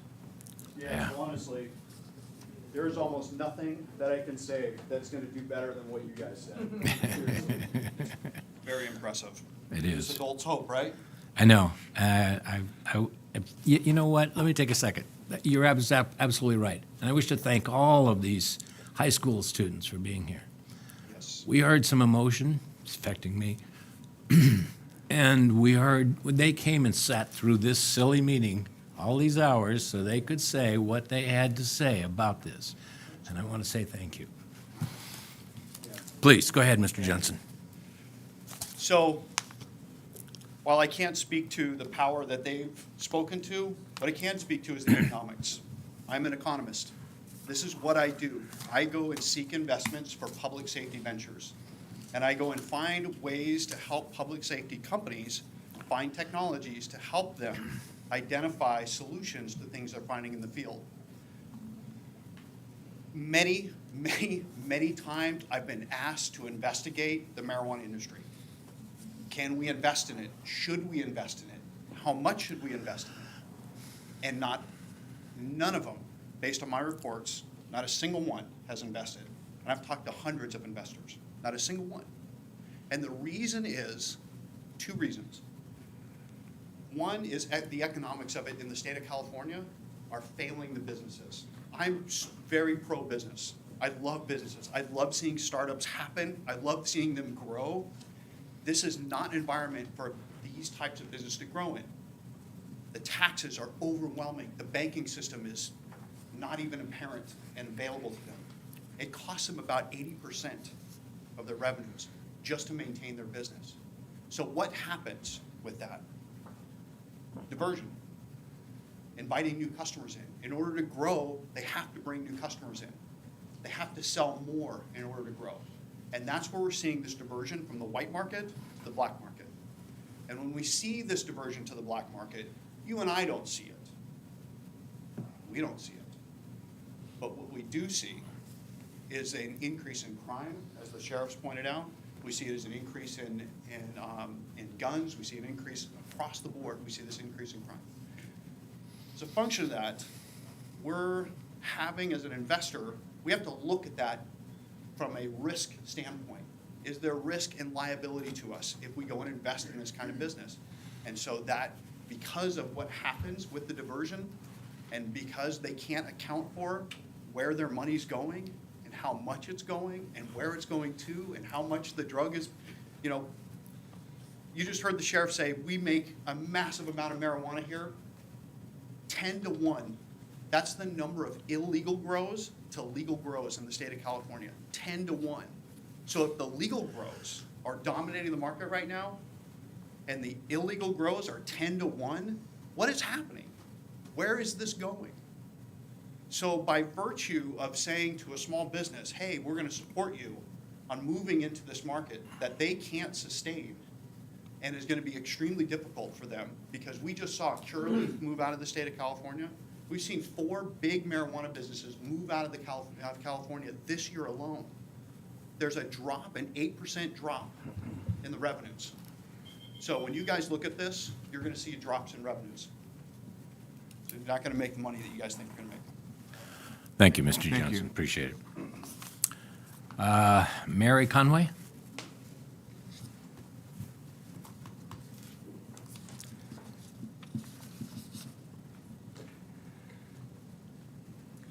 Good evening, Mayor and council members. My name is Mary Conway, and I recently moved out of Solvang, but I've been a resident of the Valley for about 43 years, and 32 years of that I've been professionally involved in youth substance abuse prevention.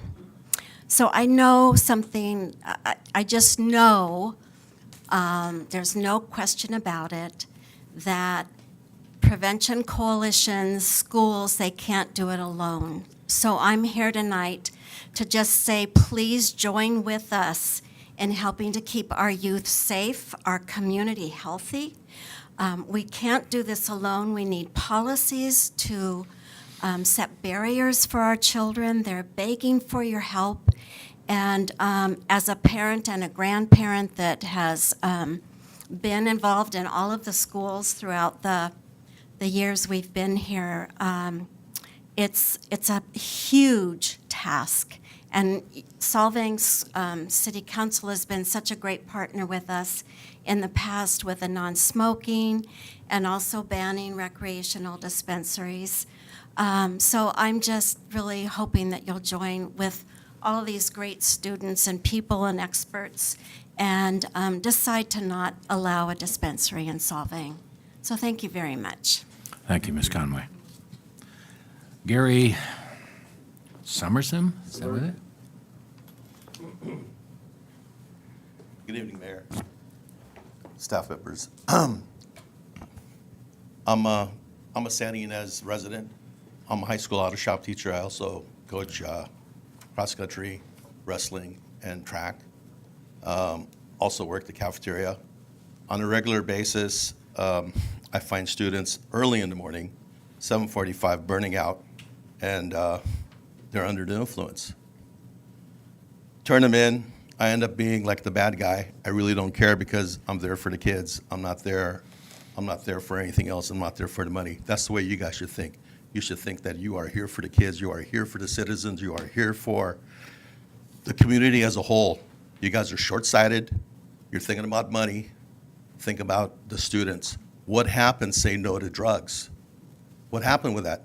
They pitched that in the media. Everybody pitches it. But here in Solvang, small little community, mom and pop stores, what are you guys thinking? Absolutely, positively not. You guys should not vote for this to come in. There's so many organizations here that help and support the community. Youth Rec, the Vikings, I can keep on going. Have you asked them what they think about it? Have you asked me what I have to deal with on a regular basis? Monday, somebody was vaping in my classroom. It wasn't one of my students, but we had 2 classes going at the same time. We have 3 different bathrooms, really difficult to monitor it. Regular basis, I find a vape pen. It's a $100 vape pen with marijuana in it. I've caught students vaping in the bathroom and I hear a ka-tunk in the trash can. You know, I don't want to be policing this, guys. I'm a teacher. I want to educate students, future taxpayers, future people that are going to go to the tax roster. You guys are like totally clueless. You're thinking short term, we're going to make X number of dollars. You don't even know how much money you're going to make. I say no. Say no to drugs. Thank you. Thank you. Thank you very much. Lee Rosenberg.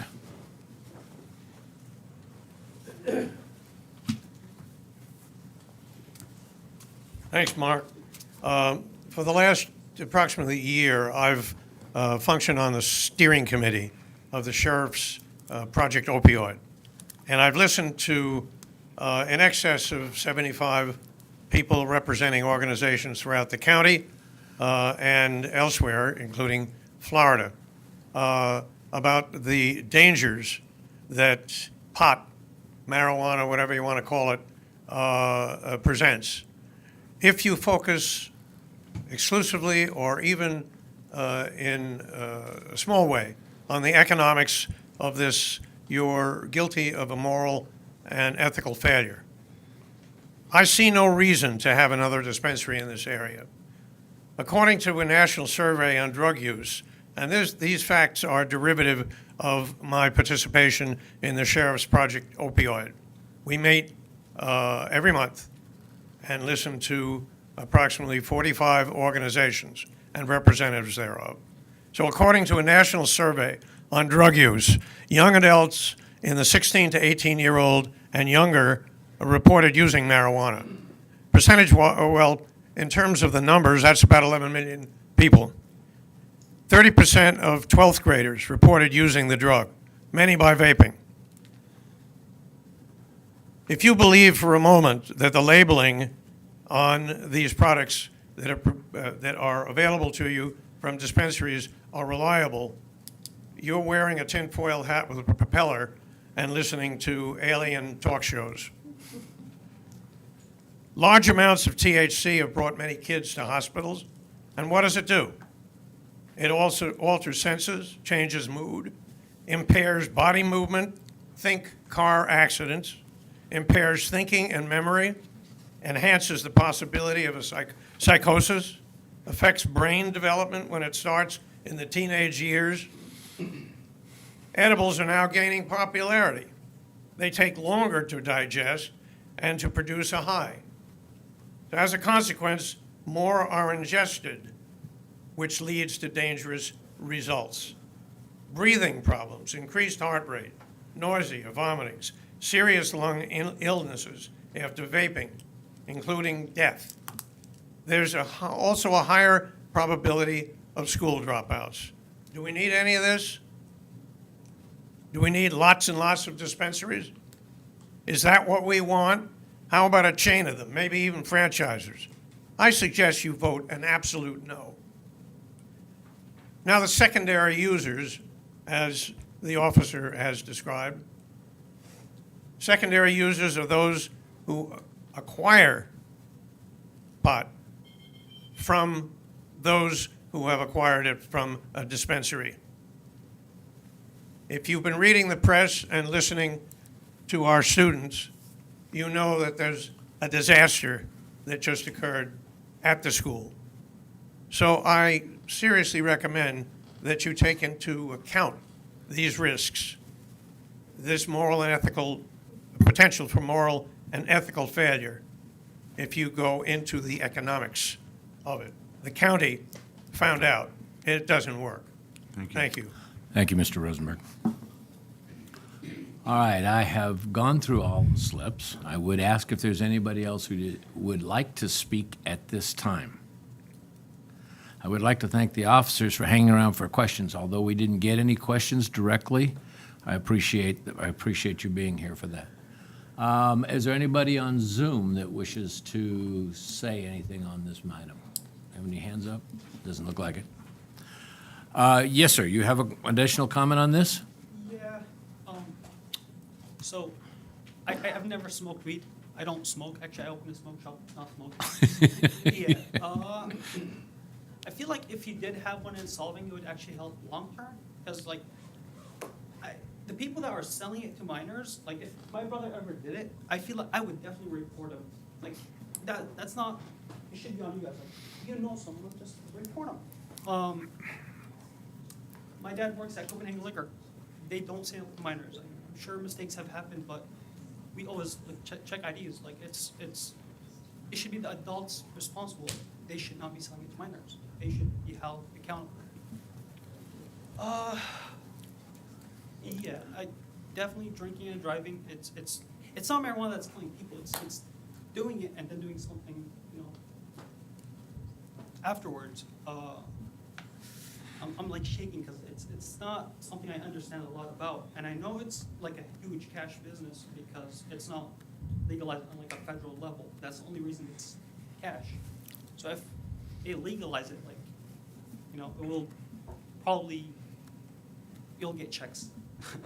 But yeah, I think people who are doing it or selling it to minors, I should say, they should be reported. They should be held accountable and not something they should do. Yeah. Thank you. Thank you very much. All right, let's bring it back to the council for final comments. I have some comments. Hey, I just want to give these kids a total shout out. I'm 100% with you, and I think you guys are so cool To bring it up. and brave and strong, and just ask you to look out for your friends. You know, somebody out there probably needs your strength. You guys are awesome. Seriously. Hey, so I'm also with the Sheriff's Department, who I don't think needs extra burden, and I'm with so many of the community members who sent emails of deep concern, not just about the youth, but about how a recreational dispensary would affect our town and Solvang's brand. And frankly, we just don't need this right now. And honestly, I don't think we need the money. So I said my piece, but Thank you. you all can say your piece. I think you know where I'm going. Mr. Brown. Thank you. Congratulations again to those that came forward. I think it's a great deal of courage and resolve to be here today. I appreciate that. Because of what the safety issues with the Sheriff's Department, the overwhelming aspects that I've heard, this is one of those cases where, in my opinion, the juice isn't worth the squeeze. And if I need to elaborate on that, I will, but I hope not. They already have a permit for medical, but I would not be going forward to endorse a recreational use. Be where I'd be. No comment? My comments are, I'm going to preface this saying, I think I'm with y'all, and I've understood you showing up, you're making your comments, and you've persuaded me. I gave an interview this morning talking about the revenue lost, the fact that it's already out there. Some of you talked about, well, you know, because somebody at 18 years old, the medicinal, somebody at 18 gets it, then they get it with somebody else. Well, this recreational moves it to 21. And in listening to the conversations, I'm thinking in my mind substituting alcohol for pot. And it's the same conversation that's been had years over years. However, with the people that have taken the time to come out here, I understand we're losing money. The people of the state of California approved and voted to have marijuana, but to me it's like, but not in my town. Let them go to Lompoc and get it. But with the outpouring that you've come here tonight, I have to agree with all of you that I have too many questions about whether the crime in Lompoc has gone up, whether the money behind MOM, and whoever made the comment about, was it Maya, that mom doesn't really like the comment, mom knows best? Yeah, I'm kind of on the same page with you on that. I think it's bad marketing. But I think that the owner of that building has every right, because the state of California, the voters of the state of California approved it, and now this guy can't rent his business, his building, to somebody to sell a legal product in California because we don't want it in our backyard. I got a huge problem with that. But from the outpouring that I've seen tonight, I can't support it. So I'm with you kids. And I'm sorry to say that, because I respect the property owner's right, and I respect the fact that we're losing money, because I put through kids through high school, one graduated at 16, one graduated at 18, and I know that there's drugs available. And the fact that they're talking about, Mr. Submergian, you're confiscating stuff in the bathrooms right now that is not purchased in Solvang. So everybody, I mean, I know that the drugs are in the high school. I've heard it from my kids. I get it. And one of my arguments was, at least you know what you're getting. But then I guess with Sheriff, I thank you and I appreciate your comments on that. I am so darn, I didn't say the damn word. I'm so darn mixed on this, but I have to agree with you all coming out, the fact that nobody came from mom to support this. And I have, a lot of respect for the building owner, but there was not one resident, except for this young gentleman, that I respect for you speaking. I didn't see the support on email. I didn't see the support. I don't want to be a hypocrite, and I'm sorry, I can't support. I just can't support it. I'm going to make some enemies. I'm going to make some friends. I don't care. I speak from the heart. So, Did you have a comment, Ms. Rona? I just want to thank everybody for coming. I know it's not easy to come in here and sit through hours of deliberation and obscure topics. So I thank you guys for bearing with us. It takes a lot of guts to go up there and speak. I still have a lot of questions. I think it's unfortunate that the data that we are presented by the Sheriff Department, it's not comparable to what it would be in a town in Solvang. However, the input of community members is overwhelming. We have a lot of questions about who is behind the entity that is applying for a license. And while I still feel that it's very hypocritical that we will put scrutiny on a substance that was banned historically for political reasons, and we do not bat an eye whenever a new bar or a new wine tasting room opens, I think that's something that we could collectively ask ourselves. Why do we have a problem with one and not the other? I will stand behind my... They don't drink wine in Stop, high school. stop. Okay, please, this is our time. You had your chance. Anything else? I will stand behind the community. There's certainly not the support for it at this time. You and I are on the same page. The only thing I'd like to say is, first off, when we approved this policy a couple years ago, I forget exactly when it It was. was a planning commission deal. Well, no, it actually came to I'm pretty sure it came here as well. We had to approve it finally from the planning commission. But the idea was that we said we wouldn't have any kind of a dispensary near schools, near hospitals and so on.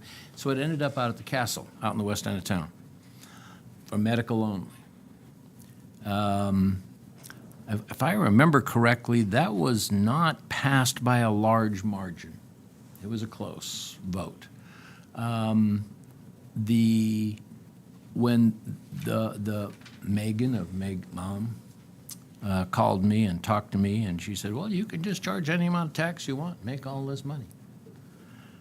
Except that I'm not sure that I would agree that you're going to, some of the comments about how much you're going to make off of it regardless.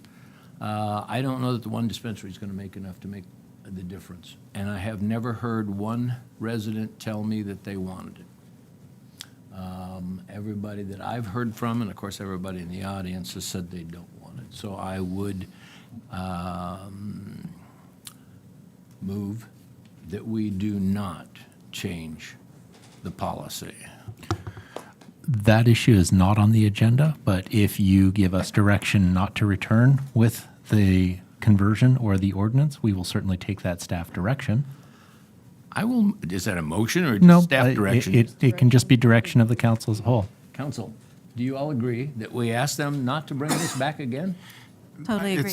I see where this is going, and I still have so many more questions about the situation in Lompoc, the dollar amounts, the money behind Mom.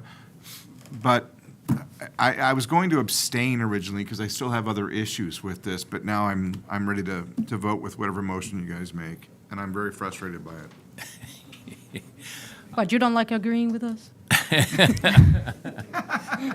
All right, so we would like to ask, collectively, we would like to ask staff to not bring this back and put this on the agenda again.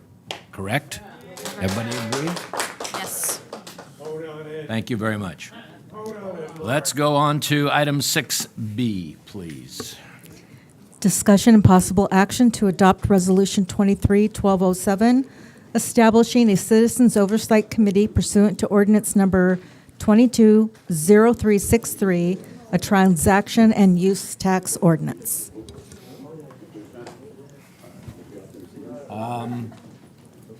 Staff report, please. Thank you, Mr. Mayor. I know that this is probably anticlimactic after the last item, but I'll certainly try to make it as interesting as I can.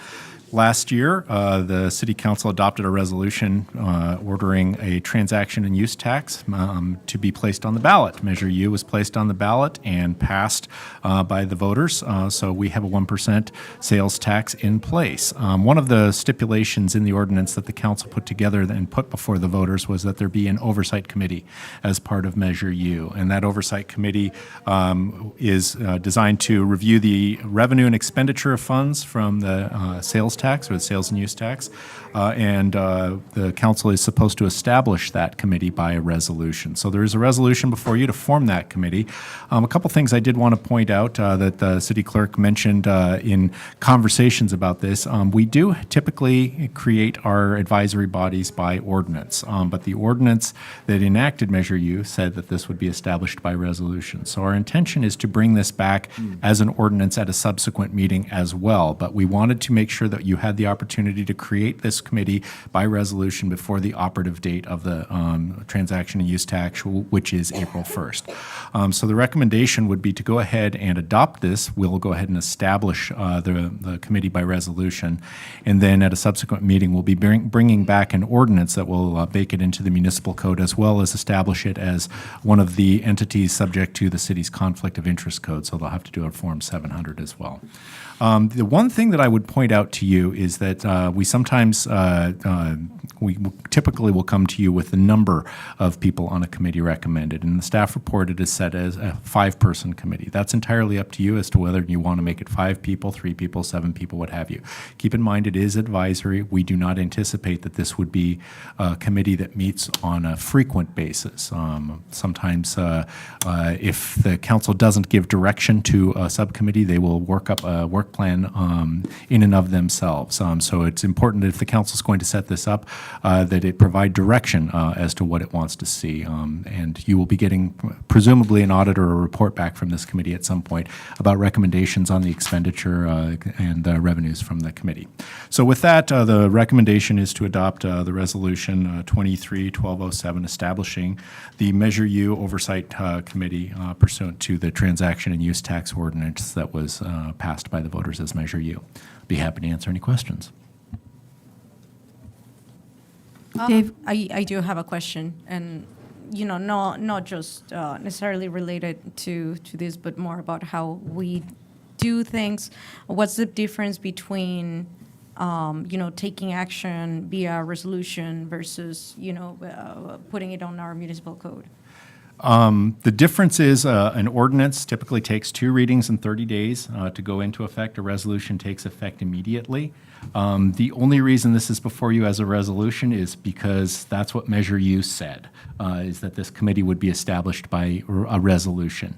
Once it's created by a formal action of the council, whether it's a resolution or an ordinance, it's still subject to the Brown Act. It still would have all the same powers and authorities that something adopted by an ordinance would have. It's just a different method of establishing it. But in order for people to be able to look at what the duties are for this particular subcommittee, the municipal code is where people would go to look. Otherwise, they would have to contact the city clerk and say, I'd like a copy of the resolution. And we don't typically post the resolutions on the municipal or on the city's website for people to do. So it's more just to conform it to the customs that we have for the other advisory bodies for the city council. All right. I question because it's been happening in the past that things were, decided via resolution, and then somebody comes and says, hey, it's not in the municipal code, it's not codified, therefore it's not valid. And my understanding is that that's not resolutions are. Resolutions also are every bit valid. as valid as ordinances, they're just adopted differently. Okay, thank you. And Dave, do we have a, just to be clear, there was some language in here that either they met annually or quarterly, or we decide how often? You can decide. I put in some recommendations on it because some of the committees in the municipal code are able to set their own meeting schedules. And one of the things that we have to keep in mind is when the subcommittees or the advisory bodies start setting their own meetings, there has to be a staff member there to assist. And that may not be something that the council is interested in doing. Is, for example, if you had a body that wanted to meet every week, there's going to have to be a staff member there. There's going to be a lot of staff overhead as a result of that. And that's not something necessarily the staff has worked into its work plan. So the committee that you're forming should take direction from you as to what you are looking for from that committee. And because Measure U gives this committee the ability to provide recommendations on the revenue and expenditures, you should be getting what you're asking for in that, rather than having an independent body that is doing whatever it seeks to do on its own. So that's why I put those kind of restrictions in there. Yeah. But you're free to change those as you see fit. So I see the need to streamline the burden on the staff, but judging on the cadence of all the financial reviews we've had to do just in 3 months, it feels like annually is not frequent enough. And I'm looking for the language here. I believe I put in there not less than annually. So they couldn't meet every other year. They would have to meet at least annually. At least annually, but not more frequently? Is that? Let me get the language for you. Sure, thank you. Meetings. The inaugural meeting shall be set at a time and place set by the city council. Thereafter, the committee shall meet not less than annually and not more frequently than quarterly. So they've got, you would be getting basically every 3 months. Yeah, every 3 months up to a year. Okay. And because the tax doesn't even start until April, there's nothing to talk about for 6 months after that. That is probably true. The one caveat that I would say is that you will have some projections or some anticipated revenues that might factor into your budget discussions coming up in the next couple of months. So you may want some recommendations as to the expenditures of those funds that, while they have not actually been received, they will be received during the budget year coming up. It's a fair point. And the committee can't come back and say, can this, and let's go after the TOT. It's strictly Measure U. I don't want to foreclose any discussions of an advisory body. They certainly could come to you and they could make a recommendation that they don't believe a transaction and use tax is a good way to raise money for the community, and they may make a recommendation to you to float an initiative to repeal Measure U. I like that. That is certainly a possibility. I don't want to foreclose that, but the current will of the voters is to establish Measure U with a Citizens Oversight Committee, and that's why the matter's before you tonight. By 60-some-odd%, which surprised the heck out of me, so thank you. Okay, in that case, do we have anybody that wants to speak on this issue? Nobody in here? Nobody on Zoom, it doesn't appear? We'll bring it back for a motion. I'll like to make a motion to adopt resolution number 23-1207, establishing a Citizens Oversight Committee. I would second that. Well, I'd modify that, really, just to ask for them to meet more frequently than 1 year. Well, At 6 months, say a 6 month increment, I would make it that specific. It currently says that it's not less frequently than annually, but not more than quarterly. So they can set it up so that So they're 9 not meeting months. any more than every 3 months. That's what quarterly means. So not more than quarterly, so they're not meeting more than every 3 months. But not Weekly. not weekly, in other words. So they can have a minimum of 1 meeting a year, a maximum of 4 meetings a year. That's what that means. Got it. So 6 months is fine, every 6 months. They could do 6 months if they chose. They could do it every 3 months if they chose, but they couldn't do it every week. They couldn't do it every month. So that's what I said was biannually, twice a year, once every 6 months.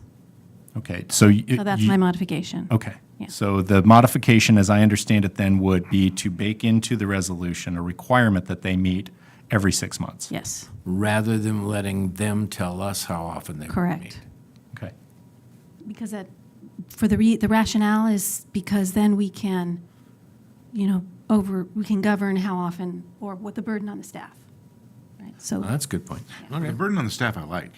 A good point. Yeah, it's a great point. But they can also meet once, make a recommendation, and then done. Right? That is certainly contemplated by the existing language, but it's entirely up to the council how often you want them to meet and what kind of advice you're looking for from this committee. Commissions are us. Okay. What he's given here is just, if you will, the bowling lane has bumpers on it, okay?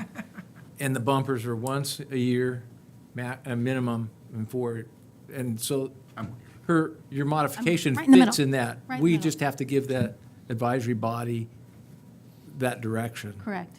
Yeah, So- or we would make it part of the resolution, right? Well, you should That's make what it you're part of trying the to do now, resolution. That's what Yeah, I'm I'm saying, Then it's not up for debate when the committee assembles. So you're making the motion amendment then? Well, does the motion? Yeah, making a months? motion, and you are, and Councilmember Verona is saying to make it that they have to meet at least twice a year. That's right. But no but more, we but make still that- no more than quarterly. No, no. that we say it's twice a year. Period. And that's part of the resolution, because that helps the staff manage their time better. The alternative, which is not my motion, is that we're silent on it and the And committee then gets they to decide. Right. Yep, I don't have a problem with that. Yeah, like, I'll take that amendment, yeah. Okay, so what I would recommend then is subsection J of the resolution read the same as it currently does, but the second sentence would state, thereafter, the committee shall meet twice annually at a time and place deemed appropriate by the majority of the committee. Yes. Okay. Perfect. So that's Yeah. the motion, right? We have a second? I'll second that. Okay. The duties are all. Roll call vote, please. Did we? Councilmember Brown. yes. Councilmember Clark. Yes. Councilmember Claudia Arona. Yes. Mayor Pro Tem Elizabeth Arona. Yes. Mayor Infante. Yes. Motion passes 5-0. All right, I think that brings us to the end of the agenda items, except if there's any 1, 2, 3, 4 reports out. I have a report to make. Okay. Yes. So I got the opportunity to tour PG&E's nuclear power plant at Diablo Canyon Very cool. last Wednesday. I got to wear a hard hat and gloves and goggles, and it was really hard to not want to jump off a nuclear reactor. It was very climbable. I was gifted $18 worth of lunch. It was a fabulous buffalo chicken wrap. And I have to say, I was very impressed by the way that the power plant is maintained. It currently employs 1,400 residents of San Luis Obispo area, and it powers about 10% of our grid. And the reason why it's closing is because, through the action of CCA's, community choice aggregates, there is the trend in the state to invest on renewable energy, and nuclear power is not considered renewable. It causes zero carbon emissions, but it does rely on uranium, which it's actually recyclable, but for reasons that are beyond my comprehension, we don't do that. We choose to dispose of it on states where it is legal to do so, because in California it is not. It's just legal to use it. It's not legal to dispose of it. And it was just amazing. There's still talks about keeping it going. There are concerns about renewable energy as it exists right now not being enough to power the whole grid, as we've seen during disaster times. So it looks like we'll have Diablo Canyon going at least until 2030, and then, it's still open-ended. It's a little uncertain about how we're gonna keep powering our state. Pretty cool. Yeah. Thank you. Anybody else? I have nothing. In that case, we will call this meeting adjourned at 9:57.